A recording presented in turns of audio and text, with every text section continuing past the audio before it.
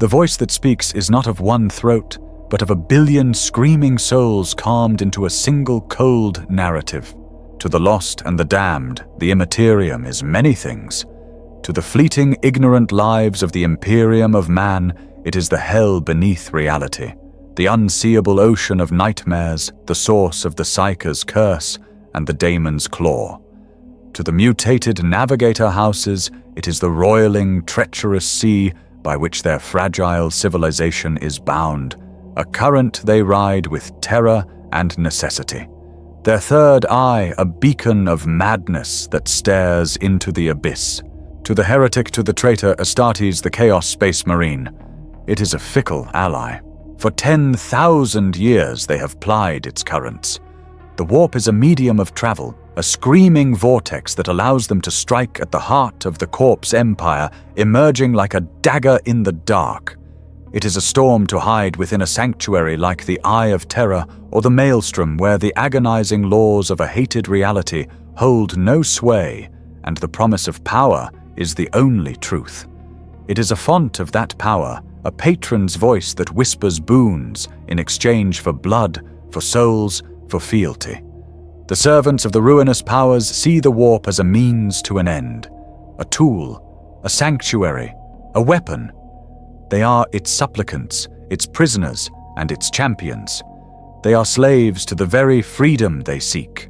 But they do not see it as a place. They do not see it as a territory to be mapped, charted, and conquered. It is a river, not a continent, an atmosphere, not a world. Lord Kyrus of the Void Scythes saw differently. Kyrus, master of the battle barge Veritas Infernus, beheld the Empyrean not as a master to serve, but as an unconquered domain, a new and final frontier. He was born of the Word-bearers, and he carried the fire of Lorgar's bitter revelation, but his zealotry had long ago curdled. It had soured, maturing from faith into a singular crystalline arrogance. It was an arrogance so profound, so perfect in its structure, that it bordered on a new and terrible faith. Where his primogenitor Lorgar saw patrons to be worshipped, Kyrus saw rivals. Where other warlords saw the great game, a desperate, eternal struggle for the favor of the four, Kyrus saw a childish squabble between entities blind to the true prize. They played in the immaterium, bound by its rules, dancing to the tune of thirsty gods. He would rule it. He stood on the command dais of his flagship, a giant encased in crimson armor filigreed with blasphemous text.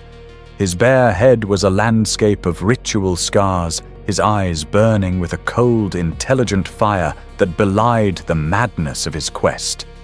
He believed with the burning, unshakable certainty of a prophet who has seen the face of his god that he had found the means.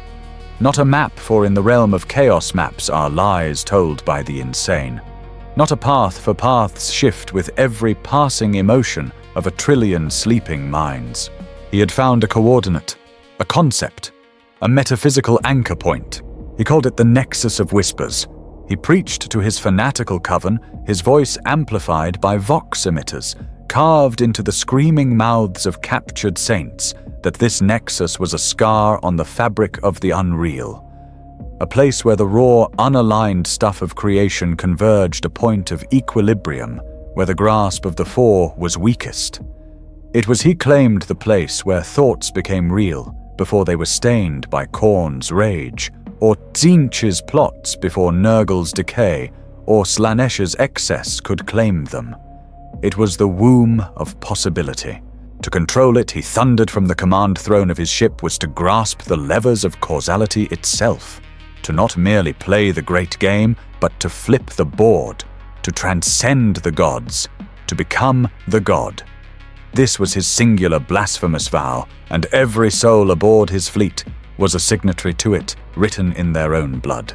His fleet hanging in the cold dark of real space like a smear of diseased blood against the stars was a testament to this vow. The Veritas Infernus was less a Gloriana-class battleship and more a traveling cathedral of sacrilege. Its spires built from the melted-down bones of conquered shrine worlds pierced the void, weeping ethereal tears that froze in the vacuum. Its hull was tattooed with fractal scripture passages from the Book of Lorgar, intertwined with pacts and curses so potent that to look upon them was to invite madness. Choirs of lobotomized serfs, their vocal cords replaced with psycho-resonant crystals, sang endless maddening praise to Kyros's ambition. Their voices echoed through artery-like corridors, a psychic hum that kept the ship's minor demonic infestations calm and focused. The air did not circulate. It was breathed and rebreathed by the faithful thick with incense and the copper tang of sacrifice. His warband, the Void Scythes, were not mere soldiers. They were disciples of an impossible apocalypse. They were word-bearers who had found Lorgar's faith lacking, too subservient. They were extremists among extremists' zealots who worshipped not the gods but the concept of faith itself, and their faith was now wholly invested in Kyros. They had seen him defy demon princes predict the fall of stars by reading the entrails of astropaths and rewrite the flesh of his enemies with a single perfectly uttered syllable of the dark tongue. They did not just follow him. They believed in his divine madness. His hubris was their shield, his arrogance their gospel. The bridge of the Veritas Infernus was a theater of this faith. The crew pits were filled not with ratings, but with robed cultists, their flesh branded with the sigil of the Nexus. Armored giants, the Terminator elite of the Scythes known as the Hallowed, stood as silent, brooding statues, their devotion a palpable weight in the air, a psychic pressure that buckled the knees of the weak. Now this congregation of steel and sin, a fleet of killers and zealots poised on the edge of an abyss no mortal mind was ever meant to cross. They were not preparing for a simple warp jump. They were not activating Geller fields to protect them from the storm. They were preparing by blade and blood and sheer indomitable will to invade it. The first campaign in a new war. The war not for the Imperium, but for reality itself. The air in the Sanctum Imperator of the Veritas Infernus was not air. It was a pressurized suspension of faith incense and the metallic tang of old blood. It was so thick it felt like wading through water, a physical weight that pressed upon the armor of the Void Scythe's standing sentinel. At the center of the command dais, raised on a platform of screaming bronze faces, the ritual was in motion. Lord Kyros watched from his command throne immobile as a statue, his crimson armor absorbing the sickly light. His face was a mask of cold anticipation. Below him, the architect of this moment, Dark Apostle Zafan, was at work. Zafan was a terrifying figure. He wore the robes of his dark office, but his most prominent feature was his lack of eyes. Where they should have been two pits of scarred, ruined flesh, wept tears of black ichor. He was blind to the material world, a sacrifice he had made long ago to see the greater truths of the Empyrean. His ungloved hands, stained to the elbow, were buried deep in the torso of the offering. The victim was not a slave. It was something far more precious and far more potent. A navigator stolen from a merchant convoy, now strapped to a vertical sacrificial altar. The creature was still alive, its body convulsing in rhythmic agony. Its single central warp eye, forced open by steel hooks, blazed with uncontrolled psychic light, a miniature star of pure terror. It did not scream with its throat that had been filled with molten silver, but its mind shrieked a psychic wail that beat against the hull of the ship like a physical storm. Zafan was not cutting. He was reading. His fingers moved within the navigator's entrails, feeling the spasms, the pulses, the ways the organs writhed and repositioned themselves in sympathy with the currents of the immaterium. He was reading a living map of madness.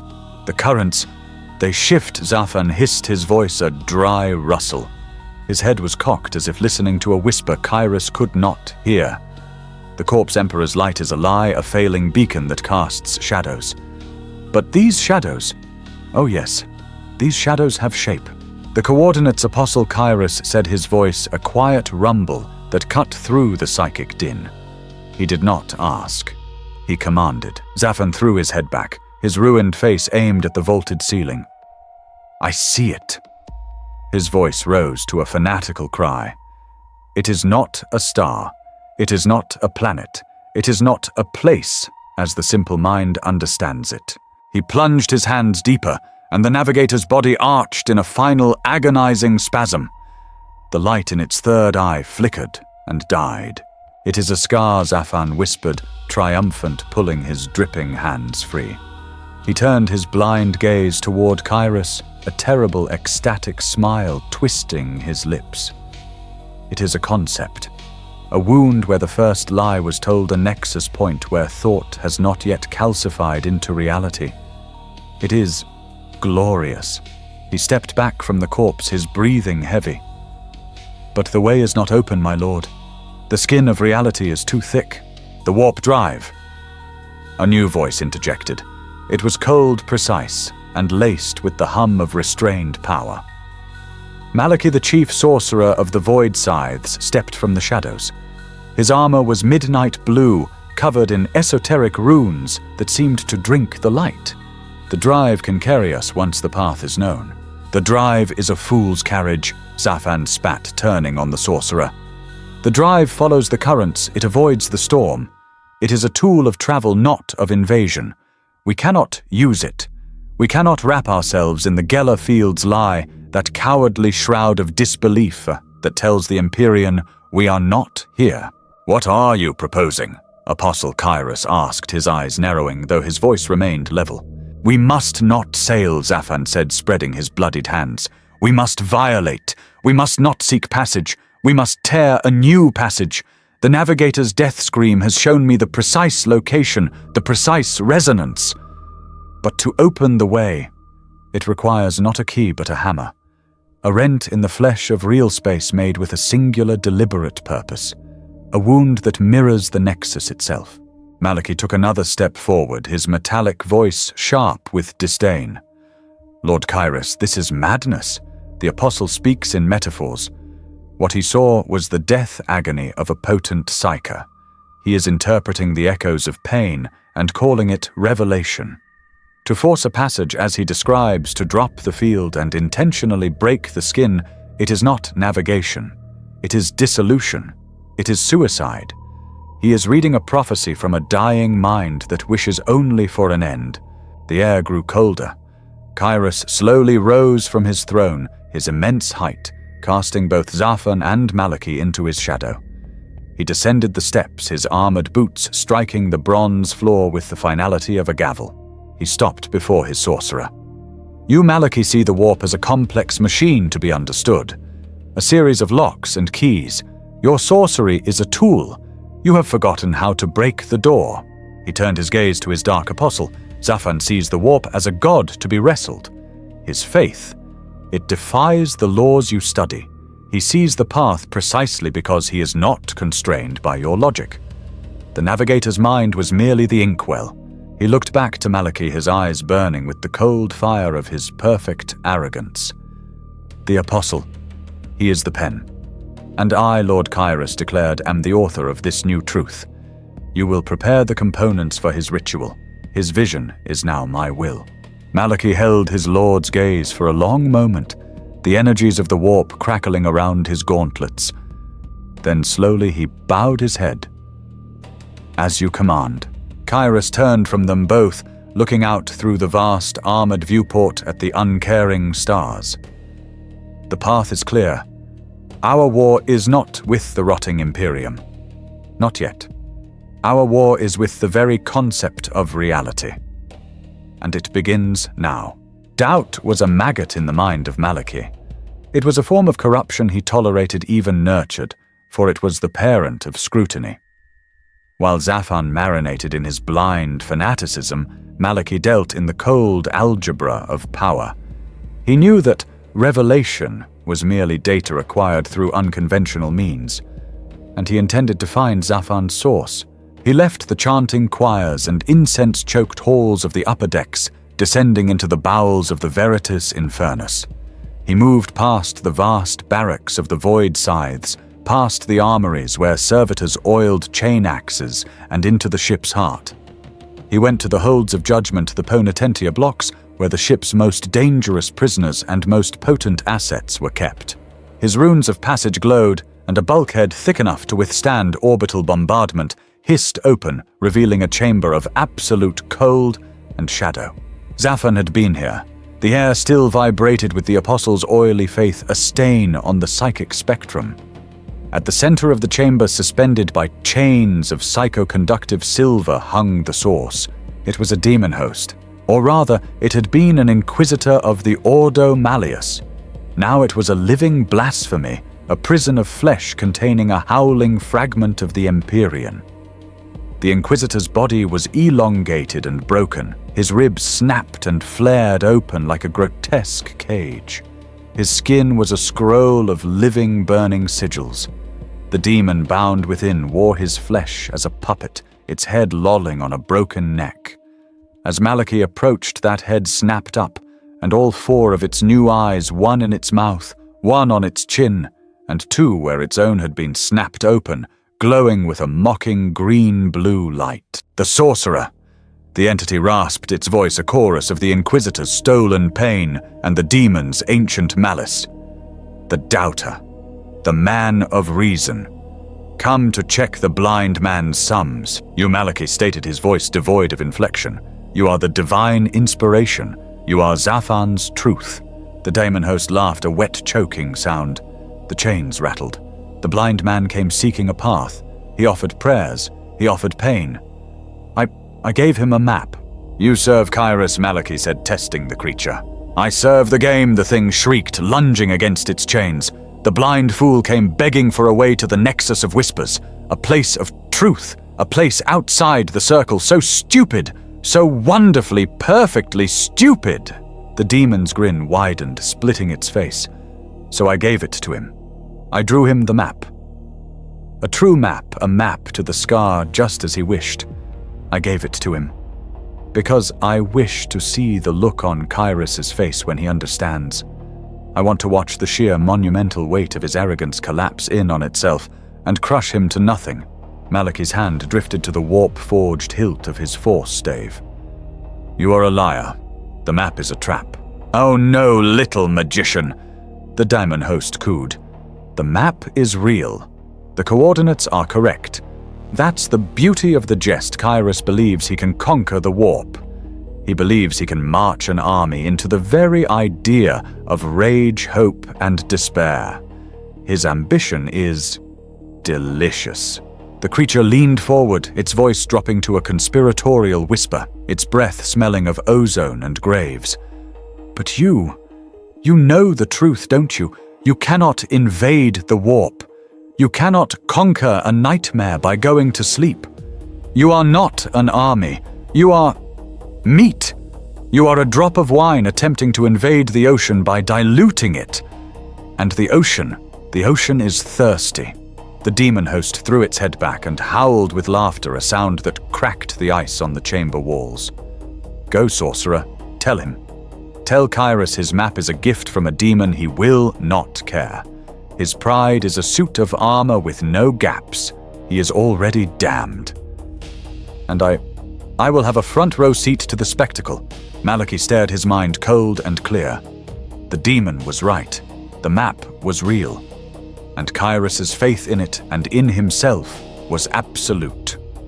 To challenge him now would be treason. The sorcerer turned the runes on his armor, pulsing with anger and resignation. The bulkhead hissed shut, cutting off the sound of the creature's ecstatic laughter. He returned to the command deck to find Kairos already in motion. The Lord of the Void Scythes stood before a vast hollow display, showing a small, pale green planet. A shrine world. Insignificant. Weak. Lord Kairos, Malachi began, I have confirmed the source of Zaphon's vision. It is compromised. Compromised, Kairos said, not turning. Or potent, it matters not. The path is known. All that remains is the toll. He gestured to the planet. The Apostle's ritual requires a chorus, a great cry of such singular, focused agony that it will resonate with the frequency of the Nexus. This world, it is a bastion of faith in the corpse god. Their souls are pure, ripe, He turned his eyes cold. "You will lead the assault on the capital city Malachi. Zafan requires 100,000 living souls for his choir. The rest are fuel. I want the planet silenced within 3 hours." Malachi looked at the planet, then at his master. He saw the cold, perfect logic of the madness. The demon host was right. The arrogance was impenetrable, and Kairos added his voice, dropping, "Bring me the relics from their deepest sanctum." The ritual must not only be powered by the death of their faith, but by the symbols of it. "We will burn their hope to fuel our journey."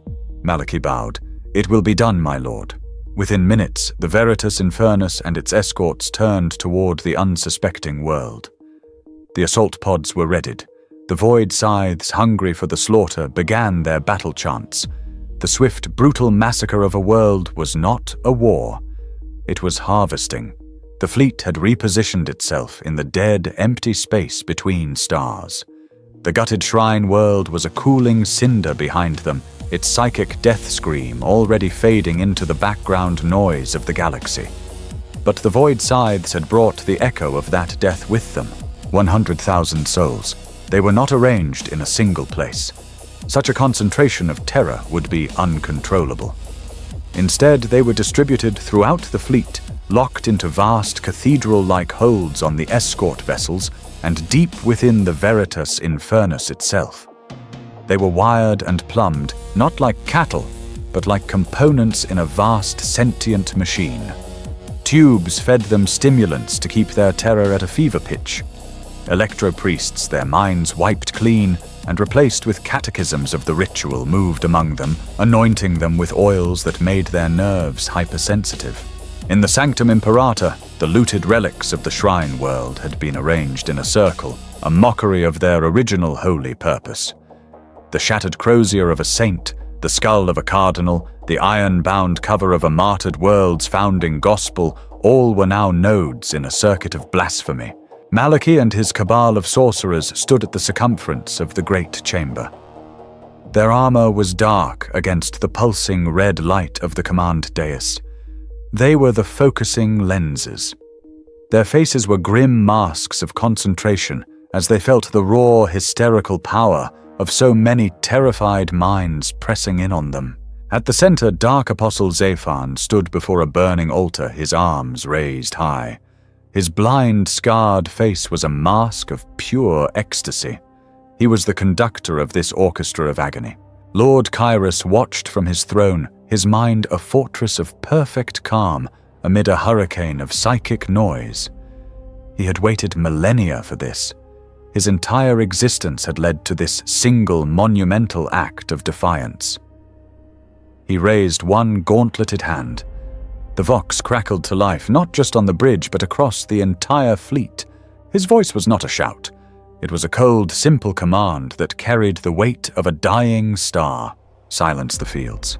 For a moment, there was nothing. Only the hum of the ship.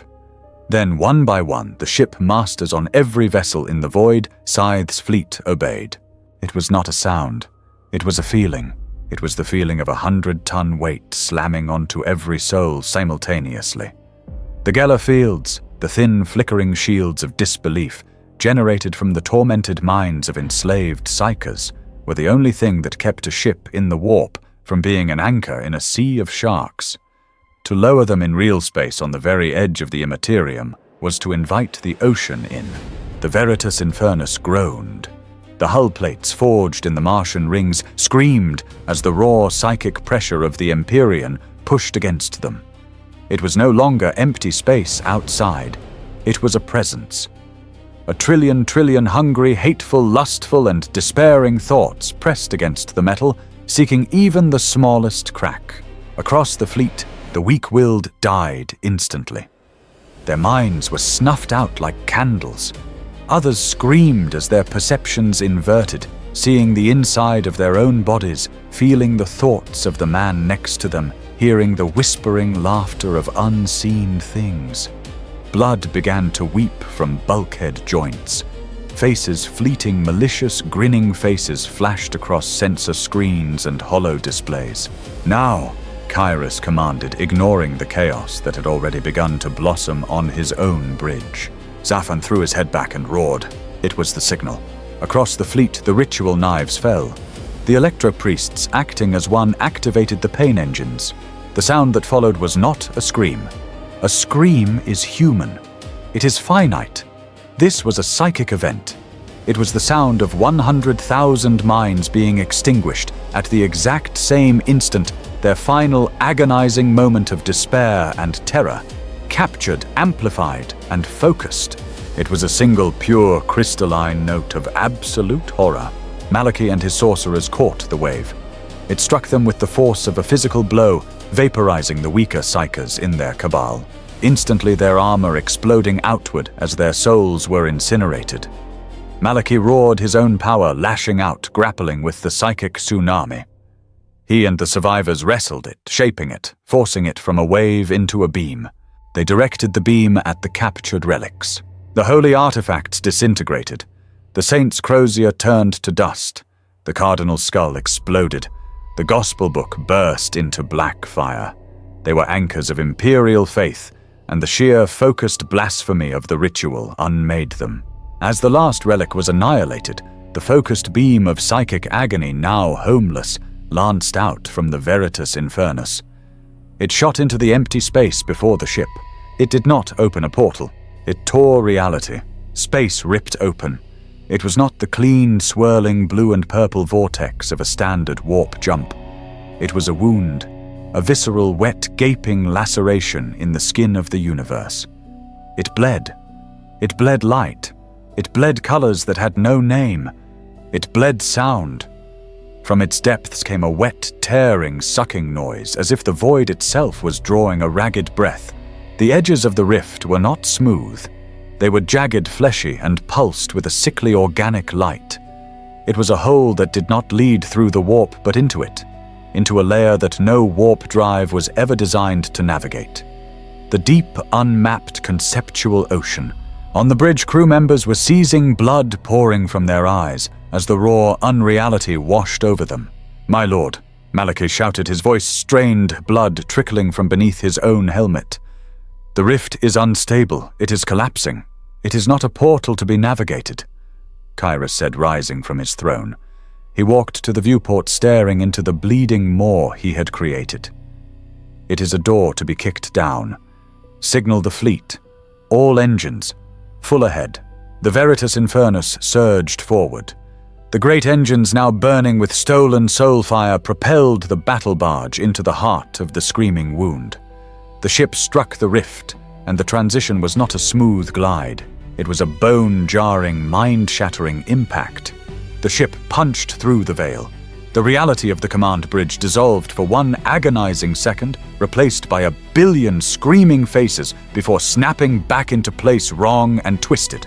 The flagship was through. Behind it, the smaller vessels of the void scythes, like pilot fish, following a leviathan, plunged into the fleshy, bleeding darkness one after another.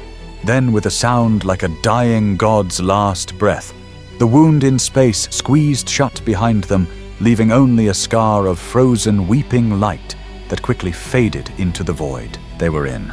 The transition was not a journey.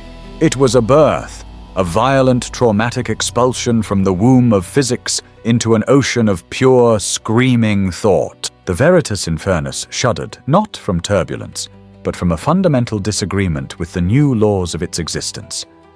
The Geller fields were gone. There was no buffer. The ship and its crew were naked in the immaterium. The shock to reality was instantaneous and catastrophic. On the lower decks, the ship's very architecture gave way. A corridor in the armamentum became a perfect, unending loop. A squad of void scythes sent to investigate a hull breach found themselves marching in a circle, their own footsteps echoing in front of them. After 3 cycles, the first Marine turned to his sergeant, his voice flat. "We have always been here." After 10, they stopped, sat down, and began to rust their power armor, fusing with the deck plating, becoming silent, staring statues in an eternal hallway. It was a mercy compared to the mutations. Where faith in Kyrus was weak, the flesh gave way. The ship's crew, the thousands of slaves and servitors, were the first to go. Their bodies became expressions of their last, fleeting thoughts. A man terrified of the dark had his body invert, his skin collapsing into a light-devouring singularity. Another, dreaming of his long-lost home, melted into a puddle of weeping, sentient flesh that whispered his mother's name. Even the Astartes were not immune. A warrior in the Ponitentia blocks felt a moment of doubt, a flicker of fear. His armor, his own sacred ceramite, turned against him. It constricted, crushing him, the warplate absorbing his flesh, his helmet's eye lenses multiplying like a fly's, staring in 1,000 directions at once as he was compacted into a screaming, living idol of his own terror. The fleet, the proud armada that had punctured the veil, was shattered. They had entered the rift in perfect formation, but the rift was not a hallway. It was a detonation. On the bridge of the Veritas, Infernus sensor screens became useless. They did not show space. They showed emotions. They displayed swirling vortexes of purple lust, jagged shards of red rage, and vast sucking plains of grey despair. "My lord," a shipmaster cried, his hands fusing to his control console. "The escort vessel Iconoclast, I feel it. It's afraid." Kyrus looked at the main holo display. The rune representing the frigate Iconoclast was visible one moment, and the next it was simply gone. There was no explosion, no distress call. Malachi, his senses attuned to the warp, staggered, his hand flying to his helmet. He had felt it. The Iconoclast and its entire crew of 30,000 souls had been struck by a conceptual wave, a wave of pure, undiluted sorrow. The ship, its crew, its very machine spirit had been overwhelmed by a grief so profound, so absolute, that it had stopped. The frigate and every living thing aboard it were frozen in time, petrified in a single eternal moment of perfect despair, a monument of misery that would drift in the deep warp forever. The Grave Talon, another sensor adept, gurgled blood foaming from his vox grill, it reports. It's drowning in. His head exploded in a shower of psychic energy. The bridge was a charnel house. The weak were dying. The architecture was bleeding, and the very air throbbed with the laughter of unborn demons. The ship was beginning to dissolve, its logic failing. They are gone. Malachi grunted, his power stave slammed to the deck, a bubble of cold, rational light, pushing back the encroaching madness. The escorts are lost. The storm is... It is not a storm. It is an ocean, and we are falling. Only one point of stability remained. Lord Kyrus sat on his command throne. He had not moved, his armor did not warp, his flesh did not corrupt. While his ship and his men were consumed by the howling insanity, he was a pillar of absolute, unshakable certainty. His arrogance, his perfect crystalline belief in his own purpose, was an anchor in the storm. It was a fact in a universe of fiction. He rose from his throne, his presence a shout of order in a chorus of chaos. "We are not lost," his voice boozed, cutting through the psychic shrieks. "We are here. This reality will bend to me, or it will be broken." His will, augmented by the surviving sorcerers under Malachi's command, became the new Geller field. It was not a field of disbelief, but a bubble of pure, concentrated, tyrannical intent. Kyrus did not deny the warp. He imposed himself upon it. The Veritas Infernus stabilized. The corridors stopped looping. The walls stopped weeping. The mutations halted, freezing the corrupted in their blasphemous new forms. The ship was no longer a vessel. It was an extension of its master's ego, Navigator Kyrus commanded. The chair where the navigator had been was empty, the occupant long since dissolved into light. "Zaphon," Kyrus said, turning to his dark apostle. Zaphon stepped forward, his blind face serene, ecstatic. "My lord, we are not sailing. We are not moving. The path here is not made of distance. Then we will drift," Kyrus stated. "Malachi, hold the ship together. Zaphon, find the current. We are no longer a ship in an ocean. We are the ocean's purpose. We drift toward the nexus." The Veritas Infernus had ceased to be a ship. It was now a cyst of defiant reality, a pocket of stubborn logic adrift in an endless sea of the conceptual. Lord Kyros's will was the only law that held its atoms together. Outside the armored viewports, there was no warp tunnel. There was no chaotic, shifting kaleidoscope of colors. There was no sense of motion. There was only the ocean. It was a vast, unending, churning gray sea under a non-existent sky of the same color. It was a seascape of pure, undiluted melancholy.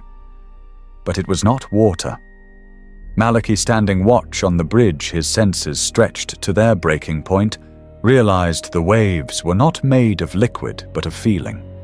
The ocean was a body of pure collective despair, and it had inhabitants. As the Veritas Infernus drifted, vast shapes would rise from the grey depths. They were faces miles wide, formed from the churning mists of the sea. They were the faces of the lost, the damned, the forgotten. The souls of races long extinct, of psychers who had burned out, of men and women who had died in perfect final sorrow. They would rise, their mouths open in a silent collective O of eternal despair, their eyes blank and weeping. They would loom over the ship, their features indistinct and shifting like clouds, before sinking back beneath the waves of emotion, replaced by another and another. An endless procession of silent witnesses. "It is beautiful!" Dark Apostle Zaphon whispered, his ruined eyes turned towards the viewport as if he could see it. The final true chorus, the honesty of hopelessness. But the environment was not merely a passive observer, it was a solvent. And time was its first victim. In the Medica deck, a wounded void scythe, his leg gashed open in the transition, was laid on an operating table. As the apothecary slaves moved to treat him, they watched in horror. The wound did not heal, nor did it fester. Instead, the Marine himself began to change. His skin wrinkled. His hair, where it was visible at the neck seal, turned grey, then white, then fell out. His flesh sagged, his muscles atrophied. His voice, roaring in defiance, became a thin, reedy cackle. In the span of 3 minutes, he aged 1,000 years, his body withering inside his armor until he was nothing but a desiccated skeleton, his armor slumping empty. His last word, a rattling sigh of Lorgar. In the opposite fashion, in the scriptorium, where the ship's dark lore was kept, a cultist scribe screamed as his hands began to soften. His skin lost its scars, his muscles unknotted. He shrank. His robes pooled around him. His mind, filled with forbidden knowledge, began to empty. He wailed, his voice rising in pitch, becoming the incoherent cry of an infant. He regressed, shrinking past childhood, past birth, until he was nothing but a bloody, embryonic smear that dissolved into the deck, plating his existence undone. Time was no longer a river. It was a tide ebbing and flowing at random, and only the iron-clad will of the Astartes, their minds locked in a discipline of millennia, could resist its pull. The ship itself was fighting a losing battle. The Veritas Infernus was a creation of physics and steel, and this realm hated both. Where Kyros's will was strongest, the bridge, the armories, the temples, the ship held its shape. But in the places he did not care about, the deep forgotten holds and service crawlways, the ship was growing. The logic of its construction was failing. Bulkheads, no longer remembering they were supposed to be steel, began to take on new properties. Fleshy, pulsating membranes grew over reactor conduits. Rib-like arches of bone, weeping, viscous, shimmering fluids sprouted to support ceilings that had begun to sag. The ship's ventilation system no longer cycled air. It breathed a slow, wet, rhythmic inhalation and exhalation that echoed through the decks. And the walls began to talk. It was not the overt shrieking of demons. It was worse. It was a constant sibilant whisper that came from everywhere at once. It was the sound of the ship thinking. It whispered doubts. It whispered memories. It whispered lies. It whispered the names of squad mates long dead. It told a Marine his bolt gun was empty. It told a helmsman his hands were made of glass. To survive was to exist in a constant state of mental warfare, not against an enemy, but against the very concept of everything. Only Kyros remained untouched. He sat on his throne, a solitary mountain of certainty. His faith in his own destiny was the lighthouse. His arrogance was the bedrock. His ship was no longer a machine of iron. It was a construct of belief, and its name was Kairos. "It probes us." Malika noted his forced stave pulsing as he negated a whisper that tried to convince him his staff was a serpent. "It looks for weakness, for cracks in our resolve. Let it look," Kairos's voice rumbled, his eyes fixed on the ocean of faces. "It will find nothing. We are the void scythes. We are the new truth. And the Nexus is waiting. Zafan, find the current. We will not be delayed by this melancholy." For a cycle that could have been hours or millennia, the only enemy was the self. The only battle was against the erosion of time and the ship's own weeping architecture. The grey ocean of faces was calm. Too calm. The first attack was invisible. It came without sound or warning. In a forward corridor thick with the smell of ozone and damp bone, 2 void scythes stood sentinel. Brother Sergeant Balthus one said, his voice a metallic rasp. "The wall. It spoke my mother's name." Balthus turned his helmeted gaze. "Your mother is dust. Your only parent is the word. Recite the Catechism of Defiance." I will, Sergeant, The Marine paused. He looked down at the bolt gun in his hands. He stared at it for a long, silent moment. Brother Balthus asked, stepping closer. The Marine looked up. His eyes, visible through the red lenses, were no longer burning with zealotry. They were blank, hollow. "I do not remember it," the Marine whispered. "Remember what Balthus demanded," his hand moving to his sidearm. "The word. The catechism. My name. He looked at his hands, turning them over. "What are we?" Balthus saw it then. A faint, oily shimmer in the air around his brother's helmet, like heat rising from a road. It was feeding. "Purge the unclean!" Balthus roared, leveling his bolt pistol. But before he could fire, the shimmer detached itself from the hollowed Marine and lunged at him. Balthus didn't feel a blow. He felt a void. He felt his most cherished memories, the slaughter on Istvan V, the first time he had heard Lorga speak, the burning rage he felt at the sight of an Aquila being sucked from his mind. It was a cold, dreadful, painless emptying. He fought his will lashing out, but the thing was insatiable. He felt his rage turn to indifference, his faith to confusion. He lowered his pistol, his purpose gone. "Why?" he murmured as the psychic leech, the Psychnuin, drained him dry. On the bridge, Malachi staggered, a cry of genuine alarm escaping him. "My lord, we are infested. They are not daemons. They are parasites. They are feeding on our souls." All over the Veritas Infernus, the attack was happening. Marines were found standing perfectly still, their armor pristine, but their minds erased. They were living, breathing shells, their memories, emotions, and faith consumed, leaving only a biological automaton that stared blankly at the horrors around it. Pathetic Kairos's voice boomed through the ship, a psychic shockwave of pure contempt. "Your minds are open wounds. You invite these vermin. Fill yourselves with my purpose. There is no room for a parasite in a mind that is already full. Believe in me. Believe in the Nexus. Let your hatred be your armor." His will was so potent that the leeches shrieked a sound no one heard, but every soul felt, and detached, retreating from the Astartes and the core of the ship, fleeing back into the grey ocean. But they left behind 100 hollowed Marines and over 1,000 cultists, now drooling, empty-eyed statues.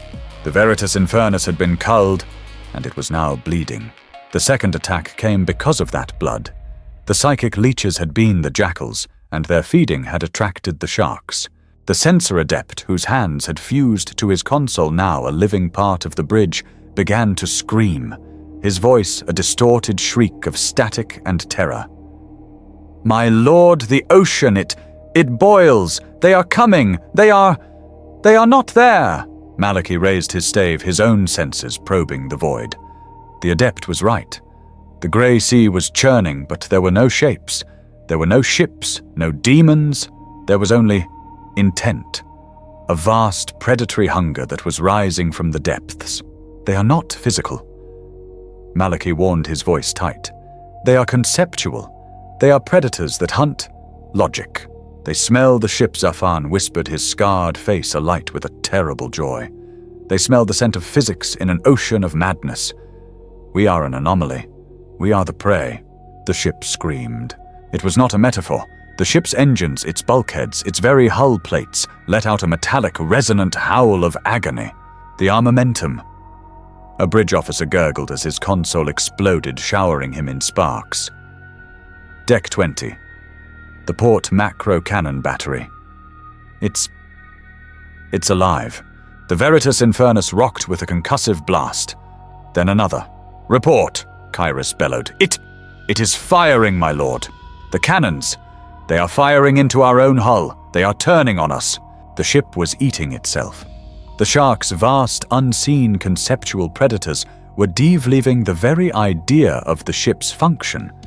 They were consuming the logic that bound it. Another alarm. Life support sector Gamma. It's pumping plasma from the engine core into the ventilation shafts. It's not air, it's fire.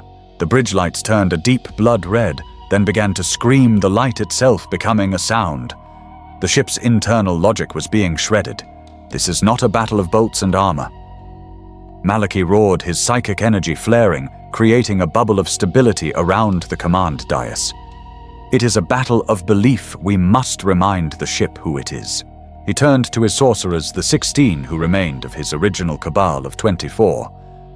Brothers, we are the new machine spirit. Your will must be the new reality. We impose our logic. Go teach this ship its duty. The sorcerers scattered.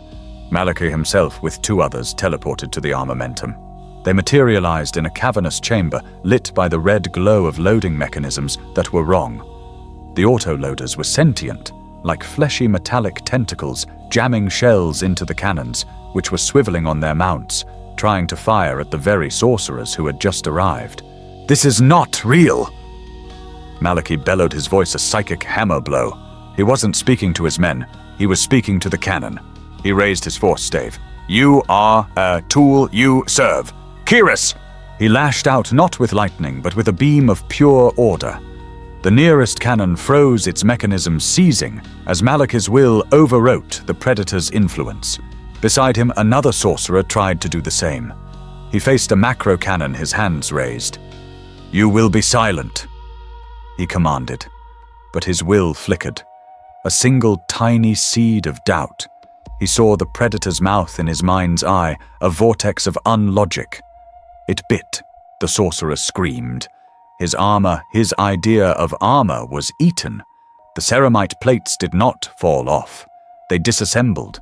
Every bolt, every screw, every plate flew apart in a perfect, exploded diagram, leaving the sorcerer in his undersuit for a fraction of a second before the toxic atmosphere and raw energy of the chamber vaporized him.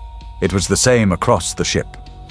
In the life support block, a sorcerer shoved his gauntlets into the primary duct, which was spewing flames. You are air! He shrieked, his will fighting the ship's corrupted logic. The flames turned to cool, breathable oxygen, but the sorcerer's hands, arms, and torso became the vent. His body fused with the metal, his will becoming the new, permanent screaming law for that single system. Slowly, agonizingly, the ship was reclaimed. The cannons fell silent. The air became breathable. The lights stopped screaming. Malachi teleported back to the bridge, his armor smoking, his breathing ragged. Of the 16 sorcerers who had followed his command, 8 were gone. Eaten. Sacrificed. They were now just trapped, conscious minds holding a single piece of the ship together, their souls burning as the fuel for its continued existence. The ship was scarred. Vast, gaping holes were torn in its sides where its own guns had blasted it. Entire decks had been vented, their occupants frozen in the gray void. We are intact, Malachi reported, his voice heavy with the cost. But we are crippled, and they are still out there. They are waiting. Kyrus looked at the sensor screen, which now showed only a calm gray sea. He looked at the empty stations where his sorcerers had stood. They were weak, Kyrus said, his voice flat. Their faith was a faulty tool. We needed to be lighter, faster. They have served their purpose. We are now optimized. Zafan, find the path. We are leaving. The Veritas Infernus was bleeding. The psychic predators, the sharks of logic, had torn gaping conceptual holes in its reality. Entire decks were now just gone, replaced by swirling vortices of unthought. The ship limped through the grey ocean of despair, its crew thinned, its sorcerers decimated, its very structure held together by the scarred, screaming souls of the sacrificed and the indomitable, hateful will of its master. Morale was a concept that no longer existed. There was only obedience and the raw, gnawing terror of dissolution. They needed something. An anchor. A moment. Then Malachi saw it. On his psionic sensorium, a new light appeared. It was not the predatory spike of the logic sharks, nor the hollow void of the memory leeches. It was stable. It was calm. My Lord Malachi reported, his voice rough. There is a structure ahead, a point of stability. It is broadcasting. It is projecting. Peace. Kyrus's eyes narrowed. Peace is a lie of the weak. Look, Zafan whispered. His blind face turned to the viewport. The grey, despairing mists of the ocean parted. Before them, floating in the endless void, was an island. It was a perfect, impossible jewel.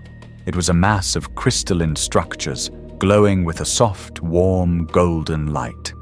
It was not made of rock, but of solid, solidified light. Gentle, harmonious music seemed to emanate from it, a sound that soothed the ragged nerves and silenced the whispering walls of the ship. What is it? Kyrus demanded. A memory. Zafan breathed a rare note of awe in his voice. The final collective memory of a race long dead. A Xenos civilization. They must have died in a moment of perfect, unified hope. A wish for peace so strong that it became a place. It is a bastion against the ocean. A haven. Malachi was less certain. A haven. Or a trap. Solid ground has no place here, my lord. It is an anchor. And anchors? Drown. The ship is failing. Kyrus stated, his voice flat. He looked at the screaming, fused head of his weapons officer, at the empty stations at the cracked viewport that was weeping slow red tears. We are dying of 1,000 cuts. A moment of stability, a place to reforge our will is necessary. The crew is on the verge of breaking. He pointed. Captain Aksha, take your cohort, land on that island, reconnoiter, secure a perimeter. We will see what this peace has to offer. A Chaos Storm bird. One of the few landing craft whose machine spirit had not been driven insane, launched from the Veritas Infernus's ravaged hangars. It flew through the grey mist and landed on a smooth, crystalline plaza on the island. Captain Aksha and his squad of 40 elite Void Scythes, Terminators, and Chosen disembarked. Their crimson armor was a bloody slash against the golden light. The moment their boots touched the crystalline ground, they froze. The air was not air. It was warmth. It was reminiscence. It did not smell of ozone or blood. It smelled of things long forgotten. Baked bread. Clean rain. A mother's skin. On the bridge, Kyrus and Malachi watched the pict feed from Aksha's helmet. They watched as Brother Vol, a Terminator whose entire life for 10,000 years had been a litany of slaughter, stopped. He slowly raised his heavy, gauntleted hands and looked at them. The Sunvol murmured, his voice usually a hateful growl, now soft. Confused. It is so warm. On Kolkis. Before the fires. He reached up and with a hiss of seals unclasped his helmet. His face was a mass of ritual scars, his eyes burning with a zealot's fire. But as the golden light hit his skin, the fire went out. His scars seemed to soften. I remember, he whispered, a single tear cutting a path through the grime on his cheek. I remember my father's forge. He was proud of me. Brother Vol maintained discipline. Aksha barked, but his own voice wavered. He felt it too. the crushing, suffocating weight of 10 millennia of rage, of hatred, of chaos. It was lifting. It was evaporating from his shoulders like steam. Another Marine, a chosen named Cultus, simply dropped his bolt gun. It clattered on the crystal ground. He sank to his knees, his helmet falling to the side. He was not a warrior. He was a boy running through a field of wheat on a world whose name he had forgotten, but whose sky he now saw perfectly. It didn't have to be this way. He wept, his voice thick with a profound, soul-shattering relief. We were wrong. On the Veritas Infernus, Malachi watched in pure horror. My lord, what is this? They are being unmade. The trap, Zafan whispered, his ecstatic look gone replaced by a cold dread. It is the perfect trap. It does not kill them with rage or fear. It kills them with joy. It is feeding them the one thing they cannot have. A happy past. A meaningful life. Kyrus's voice cut through the bridge, lashing out over the Vox. Captain Aksha, report. What is your status? You will return to the ship immediately. That is an order. The picked feed swiveled. Captain Aksha's face filled the screen. He too had removed his helmet. His face was calm, serene. He was smiling. It was the most terrifying thing Malachi had ever seen. There is no, Shiplord Aksha said, his voice distant, dreamy. There is no war. There is no Kyrus. It's all a bad dream. It's over. We can finally rest. It is peaceful here. Aksha let his combi bolter slip from his grasp. He turned and walked towards the center of the island where the golden light was brightest. His entire cohort of hardened, psychotic, millennia-old killers following him, dropping their weapons, their faces masks of blissful, idiotic peace. They were lost. Kyrus watched for a full 10 seconds. His face was carved from ice. He saw his best warriors, his hallowed, his chosen, corrupted not by a demon, but by sentiment. This island was a poison more potent than any Nurgle plague. It was an antidote to his entire purpose. They are weak, Kyrus said, his voice a low growl. They are compromised. They are no longer my men. My lord, no, Malachi protested, seeing the intent in his master's eyes. We can retrieve them. We can retrieve what Kyrus snapped, turning on his sorcerer. Those things, they are useless. They are broken. This ocean has taught us a lesson, Malachi. Weakness, doubt, sentiment. These are anchors, and we will not be anchored. He turned to the fused, screaming head of his weapons officer. Target their position. Main batteries. The screaming head's eyes widened, its mouth working in a silent protest. You heard me, Kyrus whispered, his voice lethally soft. Fire. The Veritas Infernus, crippled and bleeding, roared in protest. Its last remaining macro cannons, held together by the souls of dead sorcerers, swiveled and locked. Lances of pure, chaotic energy tore through the grey void and struck the golden, crystalline island. The impact was not an explosion. It was a scream, a sound of a million beautiful, harmonious songs being simultaneously strangled. The picked feed from Aksha's helmet flared. For one brief, terrible instant, the camera spun back, and they saw Aksha's face. The peace was gone, replaced by a sudden, agonizing, complete understanding of his betrayal, of his foolishness, of his death. Then the feed went black. The island of golden light. The memory of a dead race's hope shattered into a billion fading embers. The light winked out, and the island and the 50 void scythes upon it dissolved back into the churning, grey, despairing ocean. Silence reigned on the bridge of the Veritas Infernus. The warm music was gone. The whispering of the walls returned louder now. Kyrus had saved his ship by murdering his own men, by obliterating the very concept of peace. His ruthlessness was the only reason they were still moving.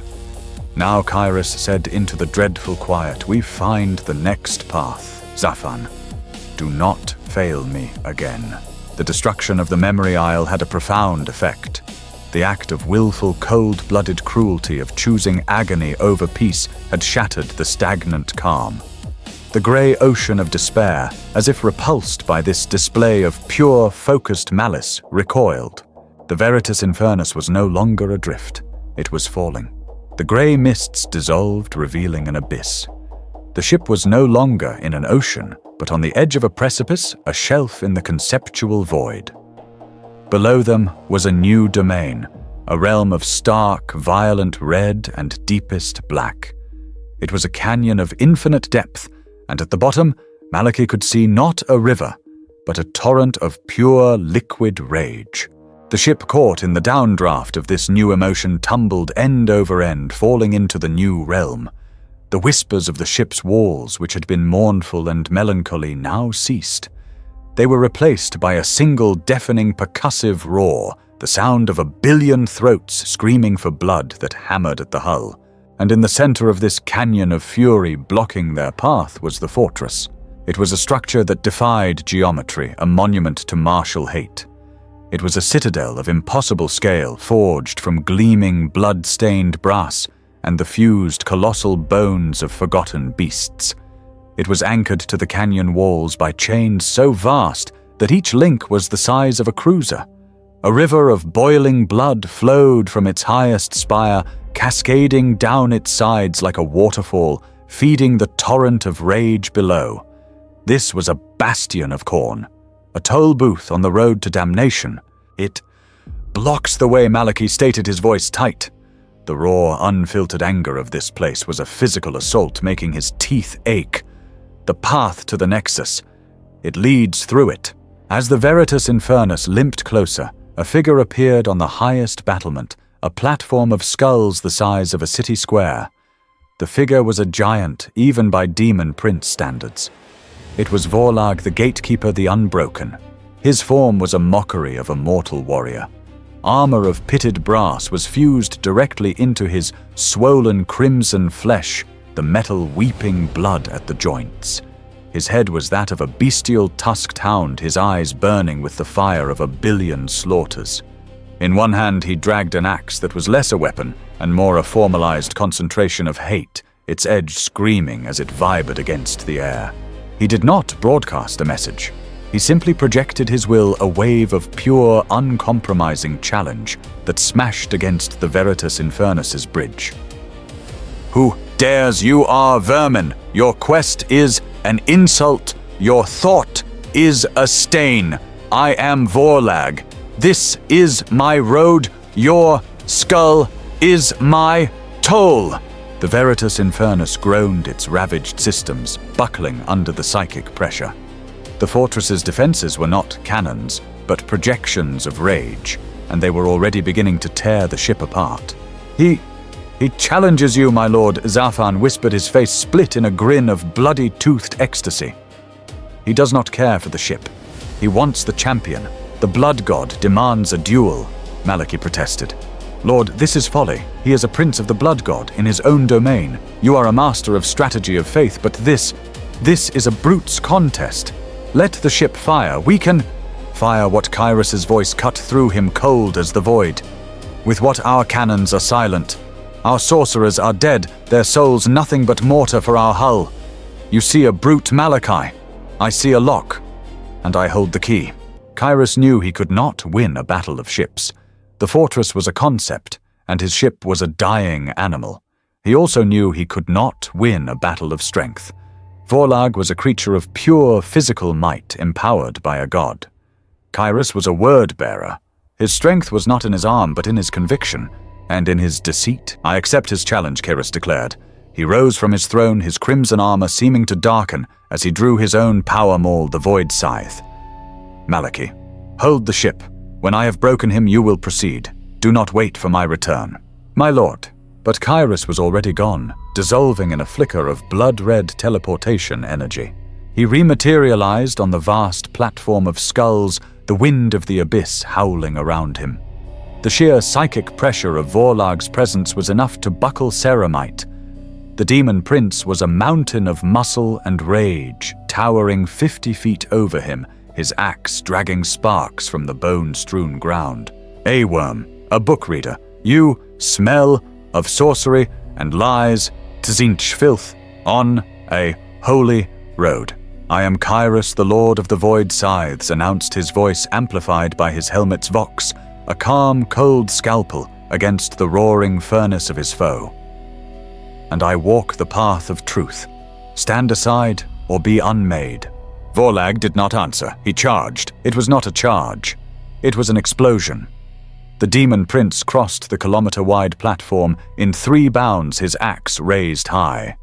Kyrus was a master of combat, a veteran of 10,000 years. He was still too slow. He raised the void scythe to block, but the force of the blow was absolute. Vorlag's axe world-breaker struck Kyrus's maul, and the shockwave shattered the platform. Kyrus was sent flying, his armor cracking his systems, screaming in protest. He landed hard, skidding across the bone, his maul barely in his grasp. He was completely, utterly outmatched. Vorlag was on him again, a blur of brass and crimson. Kyrus dodged, rolled, and came up firing his sidearm. The bolts, blessed with dark scripture, exploded against Vorlag's chest, not even scratching the brass. Vorlag laughed, a sound like an avalanche, and backhanded Kyrus, sending him crashing into a pillar of skulls. Pain, a white-hot, blinding agony lanced through Kyrus. His breastplate was cracked. Ribs were broken. The physical contest was over. "Your faith is weak, your body is weak, your skull will join my throne." Vorlag raised his axe for the final cleaving blow, the killing strike. He roared the prerequisite, his voice shaking the foundations of the fortress itself. "Blood for the blood god, skulls for the—" No, Kyrus choked out, pushing himself to one knee. He was not reaching for his weapon. He was reaching into a hidden pouch on his armor. "Your god is a liar." Vorlag paused, his axe high, his burning eyes narrowing. "Blasphemy. He demands loyalty. He demands blood. But what does he know of betrayal?" Kyrus's hand opened. In his palm was not a weapon, but a thing. A shard of crystal, dark and multifaceted, that seemed to weep light. It was a shard of Monarchia, a piece of the perfect city that the Emperor had raised the first ultimate betrayal of Lorgar's faith. It was a crystallized moment of disillusionment, the very seed of the heresy. Vorlag roared and swung his axe, but Kyrus was not attacking his body. He poured his own will, his own corrupt faith into the shard. He didn't unleash a psychic blast, he unleashed a concept. He projected the echo of Lorgar's betrayal. The agonizing, perfect idea of a loyal son being struck down by a false father. The concept did not hit Vorlag's skin. It hit his allegiance. Vorlag froze. His axe stopped inches from Kyrus's head. The demon prince was a being of pure, simple, martial truth. Blood, honor, rage, loyalty to his god. He existed on that framework. Kyrus had just injected a logical paradox, a blasphemous question directly into his soul. If a god demands loyalty but betrays his most loyal son, is loyalty not a lie? The idea of betrayal, the deceit, the lie. It was anathema. It was Tzeentch's poison in Khorne's heart. Vorlag was paralyzed, his mind, his very being, caught in an impossible contradictory loop. He stared at Kyrus, his bestial face a mask of sudden, profound confusion. Treachery! The demon prince stammered, his body convulsing. Lies! Sorcery! Trick! Yes, Kyrus spat. And while the prince was locked in that moment of conceptual paralysis, Kyrus lunged. He drove the void scythe, his power maul, not at Vorlag's head, but deep into his chest, shattering the brass and sinking it into the demon's heart furnace. Vorlag roared. It was not a roar of triumph. It was a scream of pain and worse of outrage. He had been cheated. Kyrus did not stay to watch. He ripped his weapon free as the demon prince staggered back, his physical form beginning to dissolve from the wound, but more so from the shame of the deceit. Kyrus hit his teleport rune. He reappeared on the bridge of the Veritas Infernus in a crackle of energy. His armor shattered, his body broken, but his will intact. The fortress of brass and bone, its master's will compromised, and its rage turned to confused shame, was collapsing. The chains snapped, the walls cracked, the entire structure began its slow, grinding fall into the abyss of rage. "My," Lord Malachi breathed, staring at his wounded master. Full ahead, Kyrus commanded, dragging himself to his throne. "Through the wreckage. The path is clear." The Veritas Infernus flew past the tumbling, screaming fortress, its passage paid for not in blood, but in a far greater sin, a lie. The howling of Vorlag, the cheated prince, echoed behind them, a promise of vengeance that would last an eternity. The Veritas Infernus tore through the wreckage of Vorlag's fortress, a wounded shark swimming through a field of chum. On the command dais, Lord Kyrus sat upon his throne, his armor shattered, his body broken, but his eyes blazing with the cold light of triumph. His victory, a victory of deceit, had only served to confirm his destiny. His arrogance was now tempered into an unassailable, diamond-hard conviction. But the ship was dying, and so was Malak. The chief sorcerer stood apart, his force stave, the only thing holding him upright. He was no longer just a warrior, he was a component.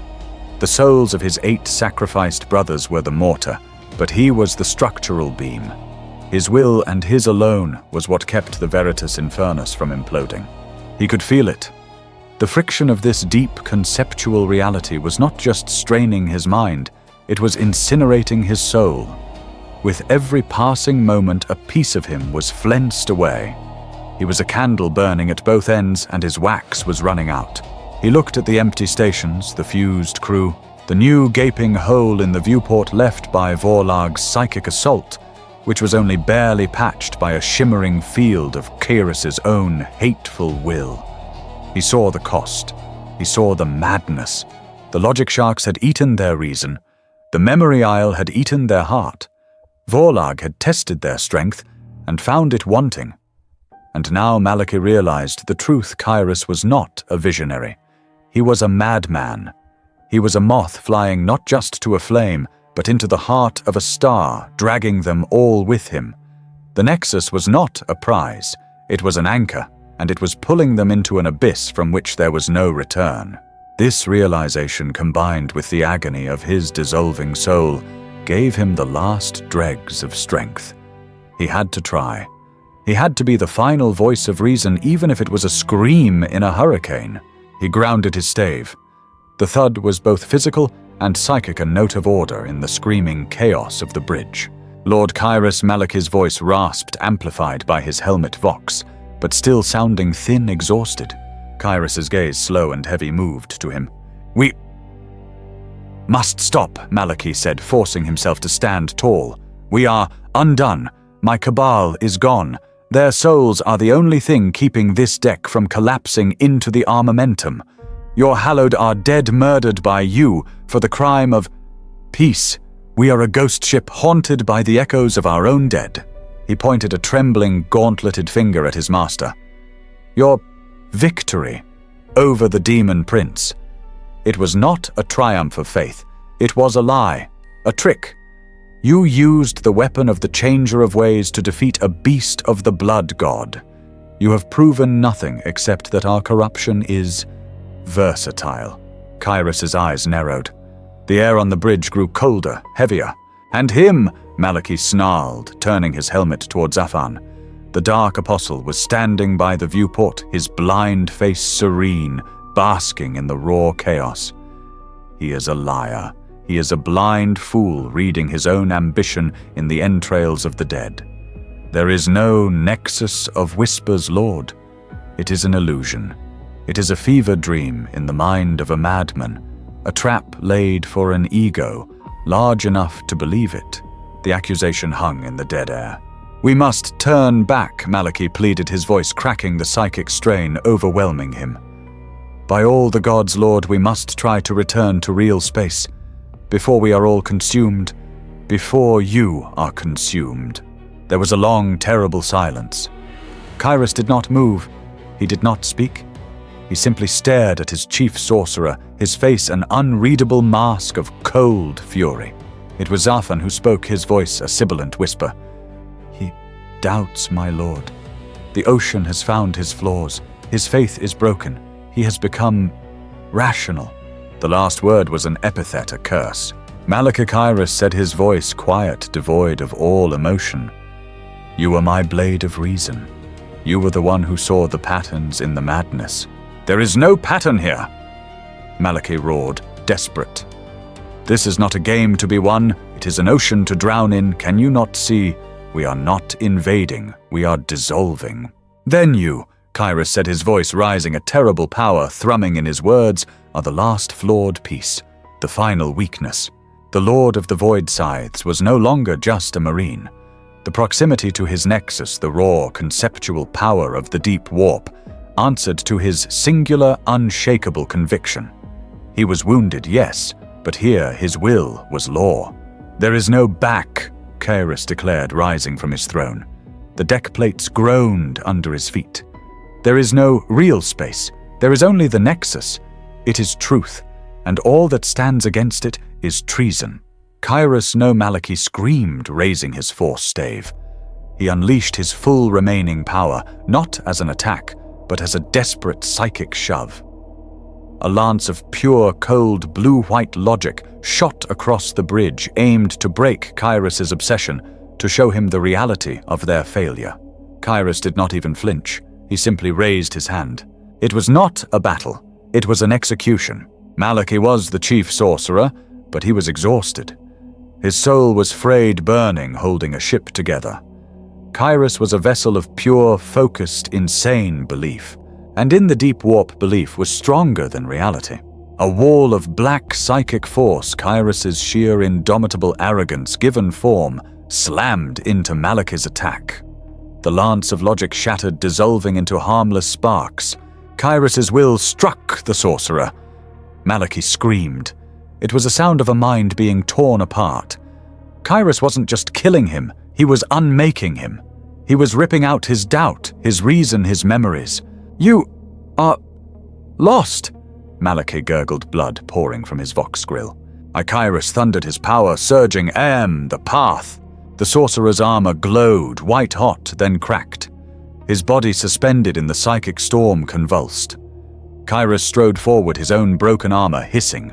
He pulled his hand back and struck the floating, dying sorcerer with his open palm. The blow augmented by Kairos' will, and power armor was catastrophic. Malachi's body was hurled across the command deck. It smashed through the cracked, weeping viewport, shattering the fragile psychic patch. The vacuum of the deep warp, the ocean of screaming faces tore at the bridge. But the wind, the chaos, the raw unreality, it parted around Kairos. He stood at the edge of the new gaping hole, a king on a precipice, staring into the abyss that had just swallowed his last voice of reason. The sirens of the bridge fell silent. The remaining crew stared, frozen in terror. Kairos turned his shadow, falling over them all. There is no more logic, he said, his voice a flat, dead monolith. There is no more doubt. There is no more reason. He pointed a single crimson claw at the blind apostle. There is only faith. And at his feet, the Veritas Infernus, its last true engineer, now dead, began to die in earnest. The death of Malachi was not just the death of a sorcerer. It was the death of an idea. It was the final, brutal execution of reason. And the Veritas Infernus, which had been held together by the patched, desperate logic of his cabal, felt his loss as a body feels the removal of its spine. The psychic silence on the bridge lasted for 12 seconds. Kairos, a monolith of victory, stood at the gaping hole Malachi had left, staring into the roiling, unformed chaos. Then the ship began to scream. The structural integrity field that Malachi and his sorcerers had maintained did not just flicker, it evaporated. The Veritas Infernus began to come apart. It was not a physical process, it was a conceptual one. The ship was forgetting how to be a ship. The walls which had wept tears of blood before now hemorrhaged. Thick, black, viscous ichor poured from the ceiling vents, from the vox grills, from the very joints of the armor plating. The decks, no longer certain they were solid, softened. They became a yielding, fleshy membrane that pulsed with a slow, sickening beat. My lord, the ship's helmsman! His hands, long fused to his console, gurgled. He tried to turn, but he couldn't. The console was growing. It was enveloping him. Bony rib-like structures were sprouting from its sides, wrapping around his torso. His horrified screams were muffled as his mouth was covered by a new organic growth. He was being absorbed, his body and the ship's systems merging into a single grotesque new form of life. The remaining void scythes on the bridge, the Terminator elite, were not spared. One standing sentinel by the main hatchway felt a sudden pressure. He turned his chain fist, whirring, to find the bulkhead was no longer flat. It was reaching for him. Metallic, fleshy tendrils like roots snaked out and wrapped around his legs, his arms. He roared, firing his stormbolter into the mass, but the bolts were simply swallowed by the flesh metal. Glory to Kyrus. He choked as the bulkhead pulled him in. His armor was crushed, his body compacted, and he was dragged into the wall, his screaming face the last part to disappear. He did not die.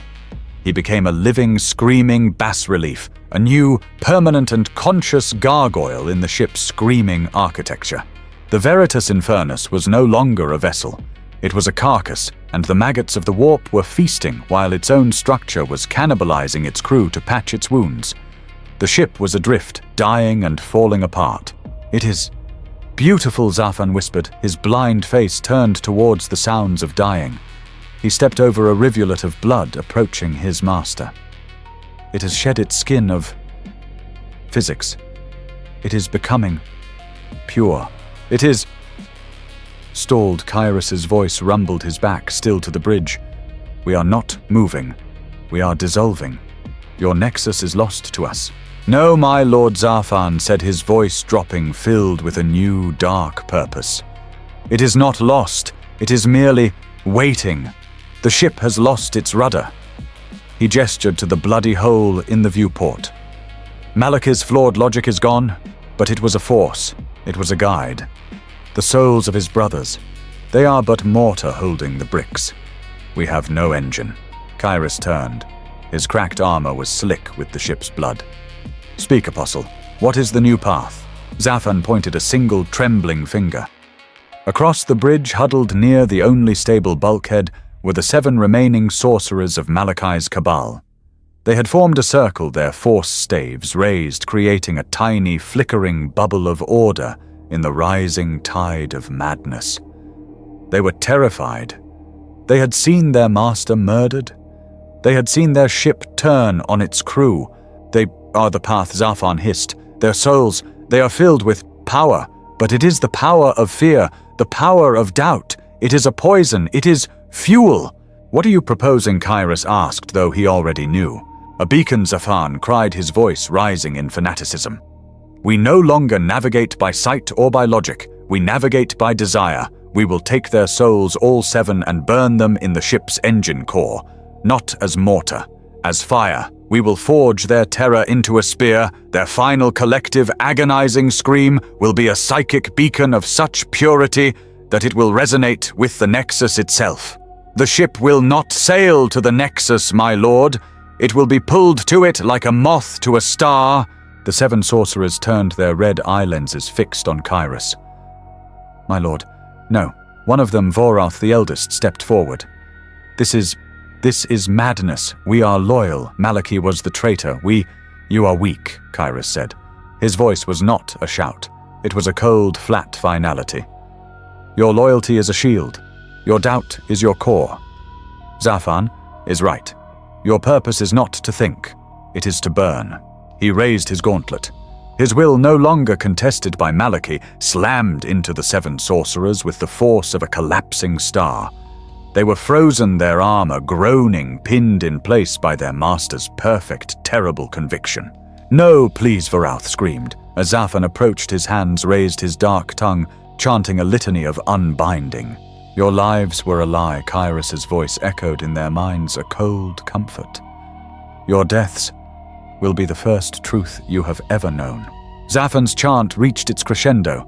He was not on the bridge. He was everywhere. His will, guided by Kyrus, lanced into the 7 sorcerers. They ignited. Their armor did not melt. Their souls caught fire. 7 pillars of shrieking blue-white psychic energy erupted on the bridge. It was the sound of 7 powerful minds being flayed, atomized and consumed at once.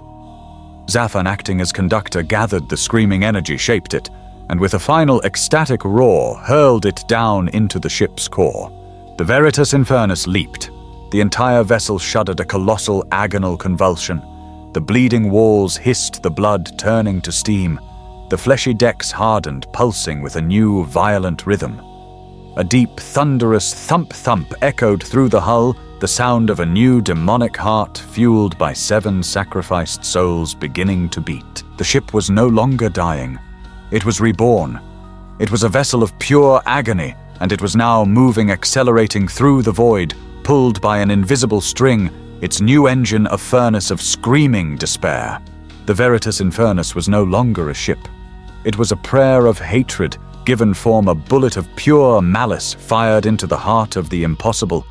It was propelled by the screaming, unified agony of 7 sorcerer souls, their despair forged into a beacon that pulled the ship toward its goal. The vessel itself was a corpse, animated by this dark purpose. It was a ghost ship in the truest sense. The corridors were silent, save for the wet, rhythmic pulsing of the flesh-metal walls and the faint, muffled screams of the crewmen who had been absorbed into them. The remaining terminators of the void scythes stood sentinel on the bridge, their armor stained, their eyes glowing with a cold, hollow light. They were no longer Marines. They were statues of faith, their wills completely subjugated to Kairos. They did not eat, they did not speak, they simply believed. The Veritas Infernus was an arrow of pure, dark zealotry, and it was flying true. It left the domains of emotion, the grey ocean of despair, the red canyon of rage behind. The void became a true, deep, empty black, a velvet nothingness that seemed to drink the very light. And in that blackness they saw it. Zafan was the first to see it, his blind face turning towards the viewport, a look of profound religious awe on his scarred features. "It is the word," he breathed. Kairos stood at the gaping, bloody hole where Malachy had been ejected, staring into the void. He saw it too. It was not a planet. It was not a sun. It was not a station. It was a structure of impossible divine geometry. The nexus of whispers was a storm of pure, silent light, a colossal, multifaceted gem the size of a solar system hanging in the absolute dark. It was a thing of crystal, but it was not static. It was alive. As they watched, a spire of perfect crystalline truth would form a tower of logic so pure it hurt the eyes, only to be shattered from within by a lie, a paradox that would send it crumbling into a billion glittering shards. Then from that chaos, a new, more complex, more beautiful structure of thought would be born only to collapse again. It was a city of pure concept, a library of meaning constantly writing, editing, and destroying itself. It was the source, the place where the first yes and the first no were spoken. It was the raw, unaligned information of the universe before the gods had stained it with emotion. "It is Kairos," said his voice for the first time, betraying not just arrogance, but a deep, burning hunger. He had seen the proof. His madness was sane. His quest was real. The Veritas Infernus surged forward, the 7 souls in its core, screaming their final desperate song, pulling the ship across the last void. They approached the border of the silent storm, and as they crossed an invisible conceptual line, it happened. The silence. It was not a lack of sound. It was an active, crushing presence. The background radiation of the warp, the endless, distant psychic howl of a trillion souls in ecstasy and torment. The background noise of all existence was gone. The distant, maddening whispers of Tzeentch, the dull, throbbing rage of Khorne, the seductive pull of Slanesh, the weeping dirge of Nurgle, all of it ended. It was not silence, it was null. They had left the great game. They had stepped off the board. Aboard the ship, the effect was instantaneous and absolute. The shrieking from the engine core, the agonizing, powerful scream of the 7 sacrificed sorcerers was snuffed out, like 7 candles in a hurricane. Their fuel, their purpose was gone. The wet pulsing beat of the ship's flesh heart faltered. The constant faint moans of the marines trapped in the walls ceased. The Veritas Infernus was in an instant truly and finally dead. Its engine of agony was extinguished by the profound, terrifying stillness of the Nexus. The ship lost all power, all momentum, and began to drift a dead, silent hulk of metal and flesh, tumbling slowly toward the impossible silent crystalline storm. On the bridge, the only sound was the faint mechanical hum of Kyrus's damaged armor. Zafan was weeping, his black Icarus tears cutting paths through the grime on his face. "This is the truth," he whispered, and his physical voice, his quiet words sounded obscene. They were a sacrilege against the perfect, divine, horrifying quiet. Kyrus stared at the silent, majestic, self-destructing jewel before him. His ship was dead. His army was gone. His sorcerers were spent. He was alone at the end of reality. And he smiled. "Prepare the teleportarium," Kyrus commanded. "We have arrived." The teleportarium on the Veritas Infernus was a chamber of cold, dead iron. The last of Kyrus's energy reserves were channeled into its ancient, corrupted machine spirit. Standing on the translocation pad, surrounded by the 3 remaining Terminators of his hallowed, silent, hulking figures, whose devotion had burned away their personalities, Kyrus was a king surveying a conquered dead land. Zafan stood beside him, his blind face a mask of quivering, ecstatic anticipation. My lord the Apostle whispered, his voice a dry scrape in the absolute quiet. "We are the first, the only. We are the truth," Kyrus corrected. He nodded. Now, with a silent flash of ozone and a displacement of reality that felt more conceptual than physical, they were gone. They rematerialized not on a solid surface, but within the concept. Kyrus and his Terminators landed with a heavy metallic thud that echoed not in the air but in their minds. They stood on a floor of pure white, self-illuminating crystal that stretched in all directions, disappearing into an infinite glowing mist. This was the center of the Nexus. It was not a throne room. It was not a fortress. It was, as Kyrus's senses adjusted, a library. There were no books. There were no scrolls. The walls, which were everywhere and nowhere, were composed of faceted, shifting crystal, and within them Kyrus could see information. He saw the birth of a star, not as a physical event, but as the equation that defined it. He saw the fall of an empire not as a tragedy, but as a consequence, a logical proof. And he could hear. There was no sound, but the truth was deafening. It was a torrent of pure, unaligned, unemotional fact that poured into his mind from all directions. He heard the voice of his primogenitor, Lorgar Aurelian, not as the Urizel, the prophet of the gods, but as a child standing on Colchis asking his foster father, Cor Phaeron, why it was the sound of a purity so profound that Kyrus in his corrupted state flinched from it as if from a fire. He heard another voice, a golden, terrible, magnificent voice resonating from a throne of lies. It was the Emperor of mankind in his secret laboratory, deep beneath the palace, whispering to a silent, unseen confidant after the triumph at Ulanor. "They are my sons. They are my finest tools. But they can fail. And if they fail, they must be unmade." It was the cold, pragmatic truth of his creator's flawed heart. Then he heard the first sound, the first thought. He heard a concept forming in the newborn Empyrean, a whisper of such profound, beautiful cunning that it gave birth to itself. It was the voice of Tzeentch, the first lie. And the lie was this: I am not alone. And in that moment, the other gods who had been formless became. Kyrus staggered. His Terminator guard, their minds too simple, too focused on loyalty and war, could not process the information. They saw only light. They stood their weapons ready, guarding their master from ideas. But Kyrus saw. He saw everything. He saw the great game not as a war, but as a conversation between bored, ancient siblings.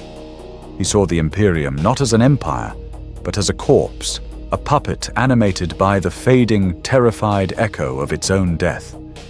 He saw his own quest not as a journey, but as a line in an infinite book. He understood. He understood why Khorne raged. He understood why Nurgle despaired. He understood why Slaanesh lusted. He understood why Tzeentch plotted. He saw the raw emotional need at the heart of each of them.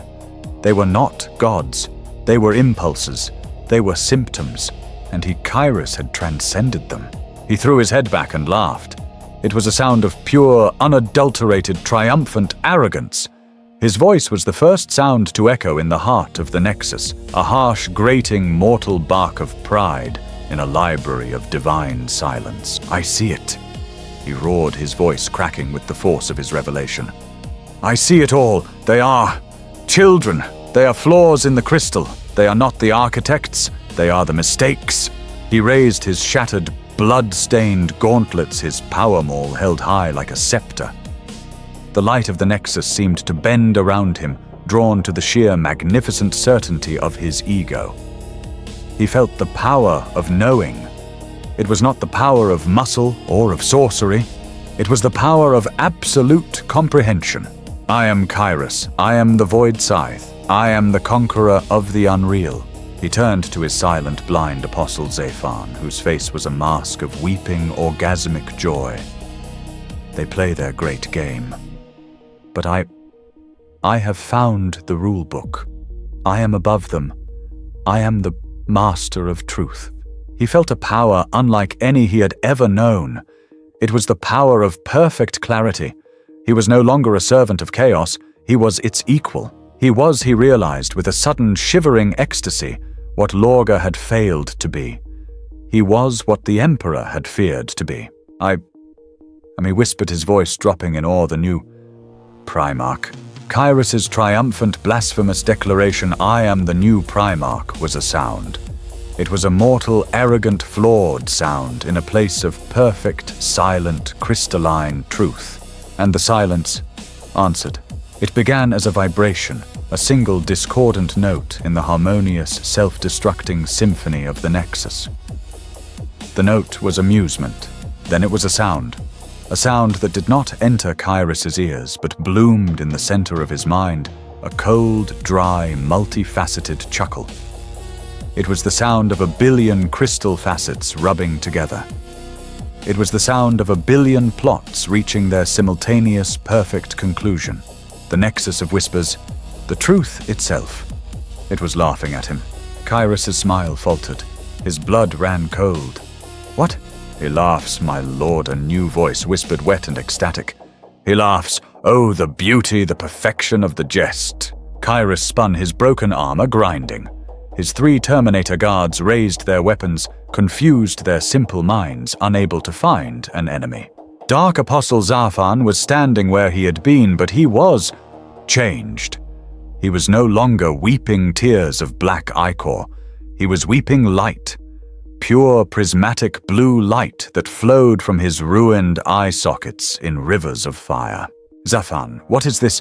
What is this sound?" Kairos demanded, his newfound divinity cracking, the first sliver of mortal fear returning. Zephan began to laugh too. It was not the dry, rustling laugh Kairos knew. It was a high-pitched, manic, giggling shriek, a sound of madness and revelation. You master of truth!" Zephan cackled, pointing a trembling, accusing finger at Kairos. "You, Primarch! Apostle, control yourself, explain!" Kairos bellowed, but his Primarch's voice had no power here. "Oh, Kairos!" My master Zephan giggled, his entire body beginning to convulse. "You see you are a fool, a perfect, brilliant, incandescently stupid fool, and I am his chosen, I am his brush, and you are his masterpiece." As Zephan shrieked, his ruined eye sockets, the scarred, burned flesh, split open. They did not reveal eyes. They opened like 2 vertical fleshy maws, and from within them, 2 new, horrific, multifaceted eyes of pure, burning, chaotic blue fire stared out. They were eyes that saw everything, every path, every lie, every possible future, and found all of hilarious. They were the eyes of Tzeentch. You You were... His Kairos whispered the realization, hitting him with the force of a physical blow. All along. All along! Zafan roared his form, beginning to twist and change, feathers of pure light and crystal sprouting from his robes. Who do you think gave me the vision? Who do you think whispered the coordinates to the demon host? Who do you think showed me the ritual to tear the veil? This place is his Kairos choked his perfect understanding of reality shattering. His Zafan laughed to sound like 1,000 libraries burning. No, you still don't see. He didn't make this place. This nexus of truth. It has always been here, a jewel of pure, useless, boring fact. He used it. Zafan spread his arms wide, his body now rippling with change, his voice becoming a chorus of 9. He saw it for what it was. Not a throne, you idiot. It's a trap. It is the most beautiful, perfect bait in all of creation. It's the flytrap for souls like yours, souls whose arrogance is not for power, not for blood, but for knowledge, souls who truly believe they can outthink the great game. He set the bait, Kairos, and you flew right in. The gods. The great game. I am outside it, Kairos roared a desperate final cry of defiance. Outside, Zafan's chorus voice shrieked with glee. You are at the absolute center. You are the pawn that thought it was a player standing on the middle square of the board and declaring himself king. And now, oh now, Kairos, the other players, they have noticed you. Zafan's words were a curse, and the universe answered. The crushing, perfect silence of the Nexus was broken. A roar tore through reality. It was a sound of pure, unadulterated, betrayed rage. It was a sound Kairos had heard before in the canyon. It was the sound of Vorlag. A psychic window tore open in the crystalline reality, a vision of the void outside. Kairos saw his ship the dead drifting Veritas Infernus, and he saw what was upon it. Vorlag, his form, reborn, swollen with the full incandescent fury of Khorne, had materialized inside the ravaged command deck. The demon prince was no longer wounded or confused. He was pure. His rage at being cheated had been rewarded. He was whole again, and he was furious. He raised his great axe Worldbreaker and brought it down, not on a crewman, but on the deck itself, on the idea of the ship. The Veritas Infernus, already a corpse, shattered under the sheer conceptual weight of his fury. The ship of faith was broken by the fact of rage. As Kairos watched his ship, his last anchor splinter into 1,000,000 pieces of dead flesh and metal, a second violation occurred. A new sensation. A wet, sickly stench filled the Nexus, the smell of a 1,000,000,000-year-old grave. The pure white crystal at Kairos's feet began to rot. It turned a sickly puke green. It softened, becoming a putrescent, bubbling mush. Nurgle, the grandfather, had given his gift. He was angered that Kairos had sought a truth outside the beautiful, perfect cycle of decay and rebirth. He had sent a plague of entropy to the heart of fact. The Nexus, the idea of it, was being given the gift of rot. The Veritas Infernus in its final moments was infected. Its dissolving pieces didn't just drift. They putrefied, turning to clouds of flies, and diseased ooze, its magnificent arrogance reduced to a cosmic fart. You monsters! Kairos gasped, falling to his knees as the very truth he stood on turned to filth beneath him. And then, the third god acted. Slaanesh, the Prince of Excess. Kairos had not asked for sensation. He had asked for knowledge. He had declared himself the master of truth. And Slaanesh, delighted by this new, exquisite intellectual arrogance, decided to grant his wish. It was not an attack. It was a gift. A torrent of sensation slammed into Kairos's mind. It was not just the facts of the Nexus. It was the feelings of them. He didn't just know Lorga was sad. He felt Lorga's perfect world-shattering despair 1,000,000,000,000 times over. He didn't just know the Emperor was a cold pragmatist. He felt the agonizing burden of 1,000,000,000 human souls crying out to him, a weight that would crush a star. He didn't just know the first lie. He experienced the ecstasy of that first moment of self-realization, an orgasm of consciousness so profound it threatened to unmake his sanity. He felt everything, every grain of sand on every beach, every silent scream of every dying star, every secret, lustful, hateful thought of every living creature in the galaxy all at once. The truth he had craved was now force-fed to him, an endless, excessive, agonizing banquet of sensation. Kyrus screamed. It was no longer a roar of triumph. It was the shriek of a mind being torn apart by pure, undiluted information. He clawed at his helmet, his gauntlets scraping sparks from the ceramite. "Too much!" he shrieked. "Stop, it is too much!" He was overloaded. His arrogance, his mind, his very soul had broken. He collapsed onto the rotting, diseased crystal, his body convulsing, his mind a shattered mirror reflecting a billion agonizing truths.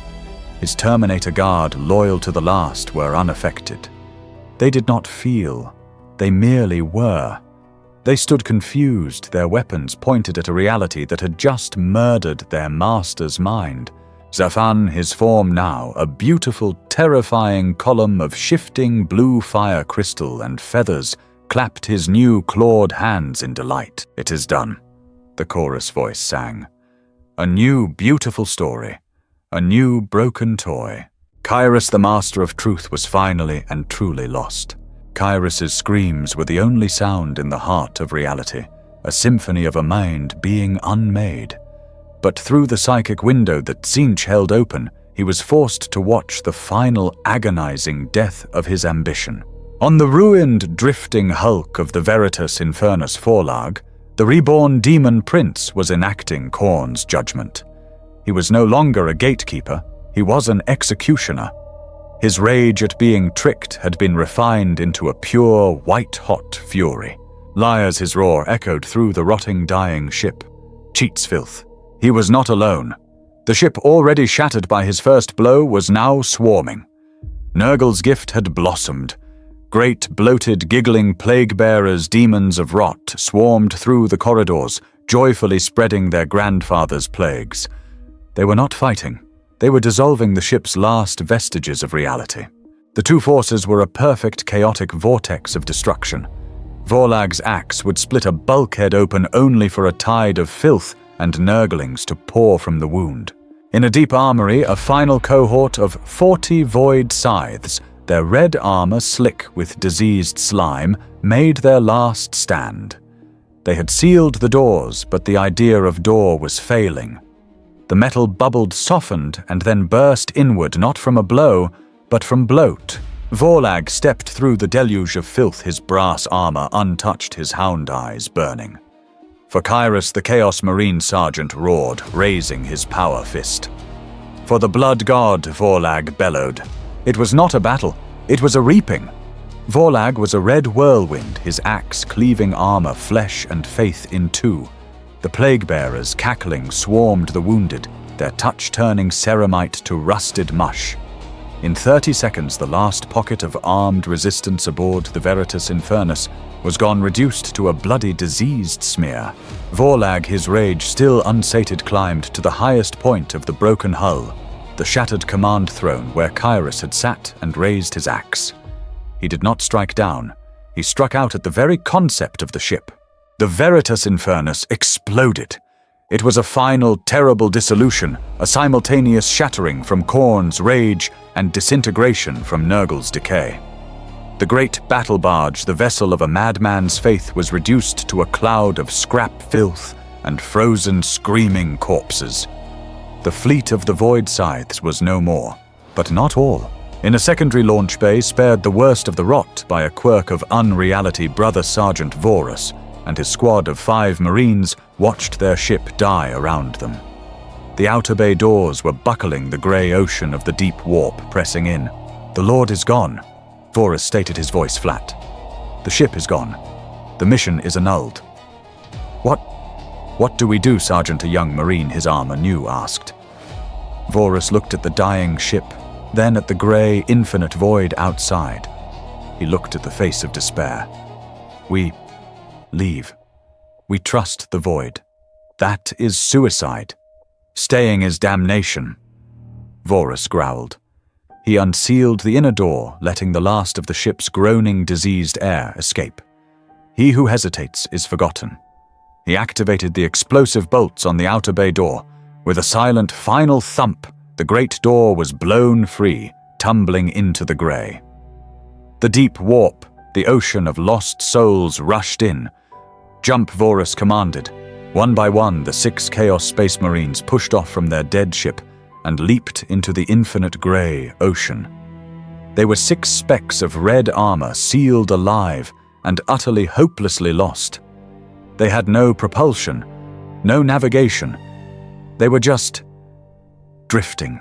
For a moment there was silence.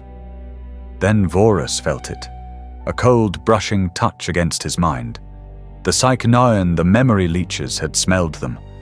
From the grey depths, the vast, unseen sharks of logic began to circle, drawn to these tiny, pathetic specks of order. Their fate would not be a quick death. It would be a slow, conscious, eternal consumption. It would be a fate far, far worse than anything Vorlag could have offered. Back in the Nexus, Kairos on his knees saw none of this. His mind was a universe of agony, endlessly exploding under Slanesh's gift. Zafan, the newborn creature of Tzeentch, basked in the glory of his master's plan. He had been the perfect tool. He had delivered the arrogant soul. He had sprung the trap. Master, his chorus voice sang out to the non-existent sky, a cry of pure, triumphant servitude. Behold, my purpose is complete. Your will is done. I am your prophet, I am your truth. The dry, cold, billion-faceted chuckle of Tzeentch, which had been laughing at Kairos, now focused. It centered on Zafan. The apostle's joy turned in an instant to confusion. Master, the reward for perfect service to the changer of ways is change. Zafan, the blind prophet who sought the truth, had found it, and now he would become it. The blue fire and shifting feathers that made his form froze. The light solidified. His flesh, his armor, his very soul began to crystallize. It was not a slow process. It was instantaneous, a flash of pure blue conceptual ice. No! Zafan's chorus voice whispered the notes of terror rising. Master, no, I served. His final shriek of betrayal and agonizing perfect comprehension was cut short. Where the apostle had stood there was now a statue. A 12-foot-tall, impossibly complex statue of blue-black crystal, its facets constantly shifting, showing new agonizing truths to any who looked upon it. The statue's form was that of Zafan, his arms raised in triumph, his head thrown back, and his mouth, his real mouth, and the 2 new eye mouths were locked open in a permanent, silent, eternal scream.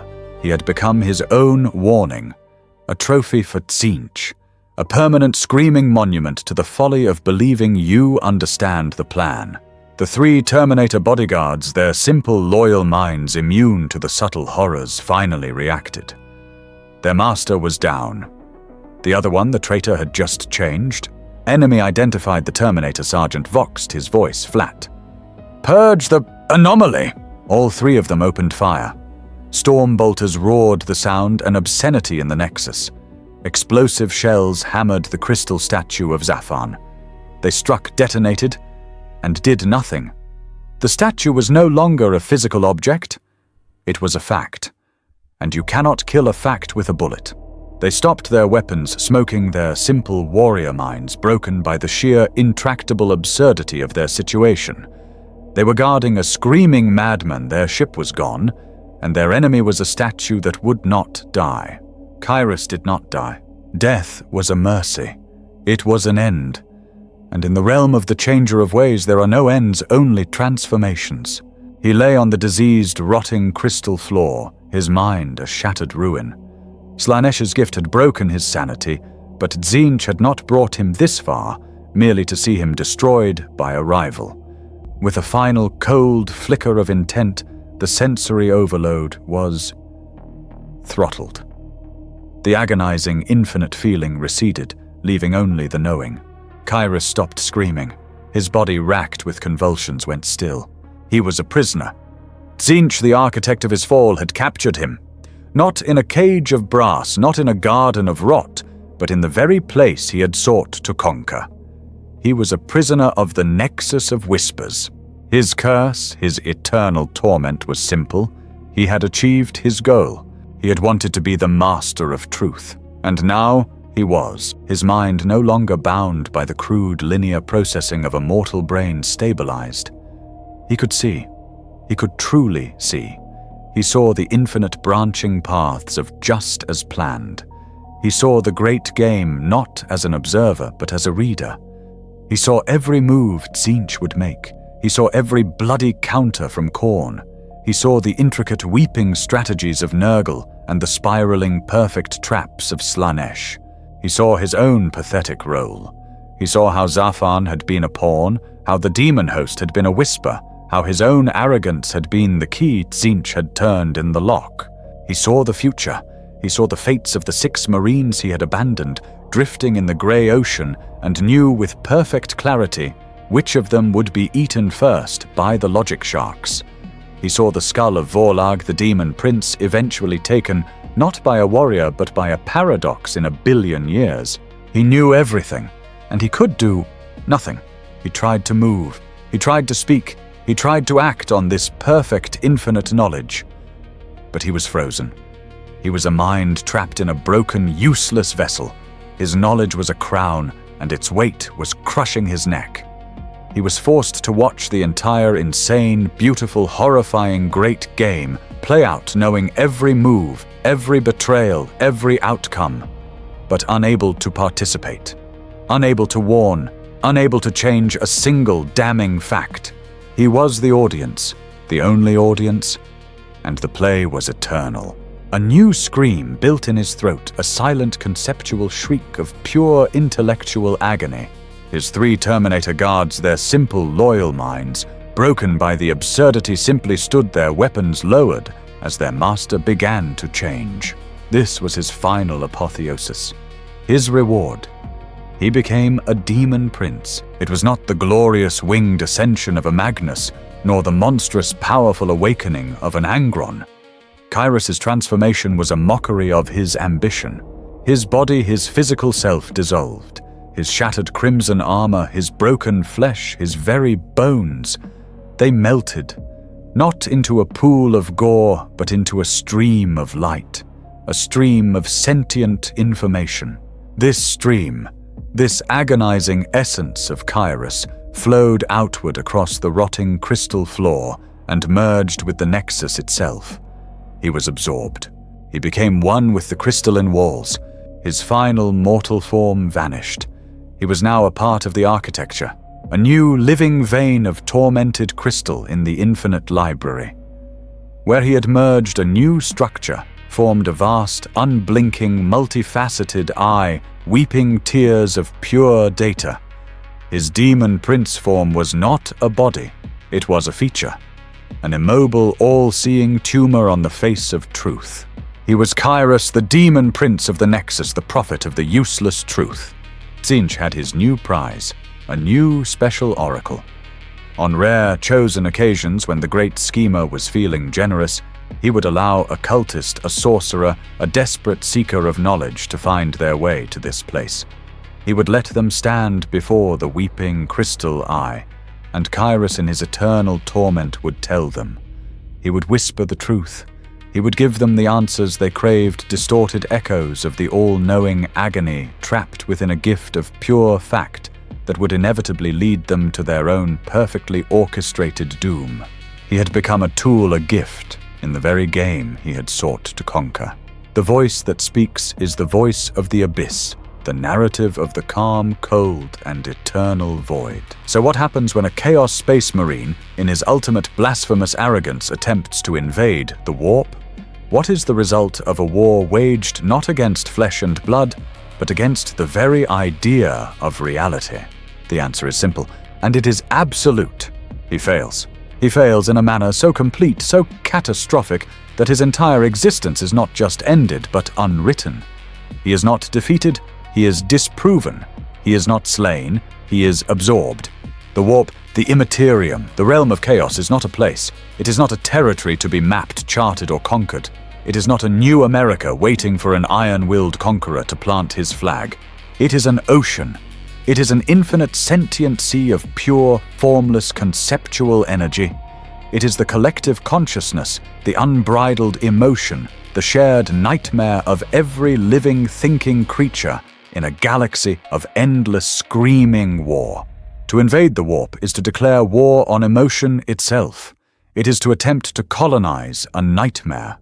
It is the act of a single arrogant drop of water attempting to impose its will upon the hurricane-tossed, leviathan-haunted infinite sea. The sea does not fight back. It does not need to. It simply is. The drop of water does not win. It does not lose. It simply ceases to be a drop. It is diluted, dissolved, and becomes in its final agonizing moment of dissolution a meaningless, unremembered part of the very ocean it sought to rule.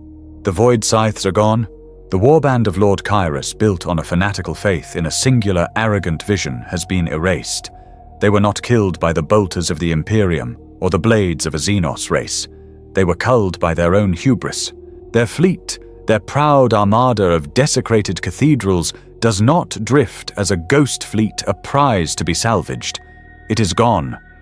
The Veritas Infernus, the vessel of Kyrus's will, was disproven by a demon prince's rage, dissolved by a grandfather's rot, and shattered into 1,000,000 pieces of forgotten scrap and diseased memory.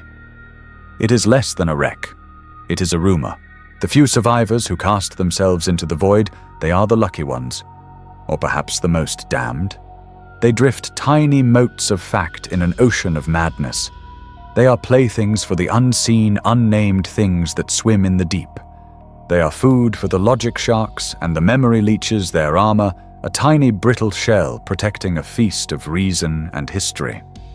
They will be consumed not in body, but in mind, their millennia of war and hatred drained away until they are nothing but hollow, floating suits of armor, their souls erased, their screams eternal and unheard. And Lord Kyrus, the visionary, the prophet of the self, the new Primarch, his fate is the most perfect, most poetic, most terrible of all. He won. He achieved everything he set out to do. He reached the nexus of whispers, he saw the truth, he transcended the gods, he stepped outside the great game. And in doing so, he became the centerpiece of it. His reward for his arrogance was to have that arrogance affirmed, and in that affirmation imprisoned. He has become a demon prince, yes. But he is not a prince of armies. He is not a ruler of a world. He is a librarian chained to his book. He is a fact fused into the wall of an infinite library he can never leave. He is an all-seeing eye that can change nothing. He is a prophet whose only audience is himself, and whose only prophecy is the eternal, agonizing repetition of his own failure. He has become a trophy, a tool for the very god of change he sought to render obsolete. A new, weeping oracle for Tzeentch to point and laugh at a dire warning, and a perfect jest all in one. This then is the lesson. In the 41st millennium there is no hope. There is no victory. There is no truth outside of the one inescapable reality. There is only the great game. You cannot win it. You cannot transcend it. You cannot even refuse to play. The gods will have their due, whether in blood, in despair, in pleasure, or in the very arrogant thought that you can beat them. Even for the lost and the damned, even for the most powerful servants of chaos, there is no escape. There is only the long, slow, agonizing realization that their rebellion, their freedom, their faith is just another, more complex, more beautifully decorated cage. And the bars of that cage are the laughter of the thirsty gods. The voice that speaks is the voice of the abyss, the narrative of the calm, cold, and eternal void. So what happens when a Chaos Space Marine, in his ultimate blasphemous arrogance, attempts to invade the warp? What is the result of a war waged not against flesh and blood, but against the very idea of reality? The answer is simple, and it is absolute. He fails. He fails in a manner so complete, so catastrophic, that his entire existence is not just ended but unwritten. He is not defeated. He is disproven. He is not slain. He is absorbed. The warp, the immaterium, the realm of chaos is not a place. It is not a territory to be mapped, charted, or conquered. It is not a new America waiting for an iron-willed conqueror to plant his flag. It is an ocean. It is an infinite, sentient sea of pure, formless, conceptual energy. It is the collective consciousness, the unbridled emotion, the shared nightmare of every living, thinking creature in a galaxy of endless, screaming war. To invade the warp is to declare war on emotion itself. It is to attempt to colonize a nightmare. It is the act of a single arrogant drop of water attempting to impose its will upon the hurricane-tossed, leviathan-haunted infinite sea. The sea does not fight back. It does not need to. It simply is. The drop of water does not win. It does not lose. It simply ceases to be a drop. It is diluted, dissolved, and becomes, in its final, agonizing moment of dissolution, a meaningless, unremembered part of the very ocean it sought to rule. The void scythes are gone. The warband of Lord Kyrus, built on a fanatical faith in a singular, arrogant vision, has been erased. They were not killed by the bolters of the Imperium or the blades of a Xenos race. They were culled by their own hubris. Their fleet, their proud armada of desecrated cathedrals, does not drift as a ghost fleet a prize to be salvaged. It is gone. The Veritas Infernus, the vessel of Kyrus's will, was disproven by a demon prince's rage, dissolved by a grandfather's rot, and shattered into a million pieces of forgotten scrap and diseased memory. It is less than a wreck. It is a rumor. The few survivors who cast themselves into the void, they are the lucky ones, or perhaps the most damned. They drift tiny motes of fact in an ocean of madness. They are playthings for the unseen, unnamed things that swim in the deep. They are food for the logic sharks and the memory leeches, their armor, a tiny brittle shell protecting a feast of reason and history. They will be consumed, not in body but in mind, their millennia of war and hatred drained away, until they are nothing but hollow, floating suits of armor, their souls erased, their screams eternal and unheard. And Lord Kyrus, the visionary, the prophet of the self, the new Primarch, his fate is the most perfect, most poetic, most terrible of all. He won. He achieved everything he set out to do. He reached the nexus of whispers. He saw the truth. He transcended the gods. He stepped outside the great game. And in doing so, he became the centerpiece of it. His reward for his arrogance was to have that arrogance affirmed, and in that affirmation imprisoned. He has become a demon prince, yes. But he is not a prince of armies. He is not a ruler of a world. He is a librarian chained to his book. He is a fact fused into the wall of an infinite library he can never leave. He is an all-seeing eye that can change nothing. He is a prophet whose only audience is himself, and whose only prophecy is the eternal, agonizing repetition of his own failure. He has become a trophy, a tool for the very god of change he sought to render obsolete. A new weeping oracle for Tzeentch to point and laugh at a dire warning and a perfect jest all in one. This, then, is the lesson. In the 41st millennium, there is no hope, there is no victory, there is no truth outside of the one inescapable reality. There is only the great game. You cannot win it. You cannot transcend it. You cannot even refuse to play. The gods will have their due, whether in blood, in despair, in pleasure, or in the very arrogant thought that you can beat them. Even for the lost and the damned, even for the most powerful servants of chaos, there is no escape. There is only the long, slow, agonizing realization that their rebellion, their freedom, their faith, is just another more complex, more beautifully decorated cage. And the bars of that cage are the laughter of the thirsty gods.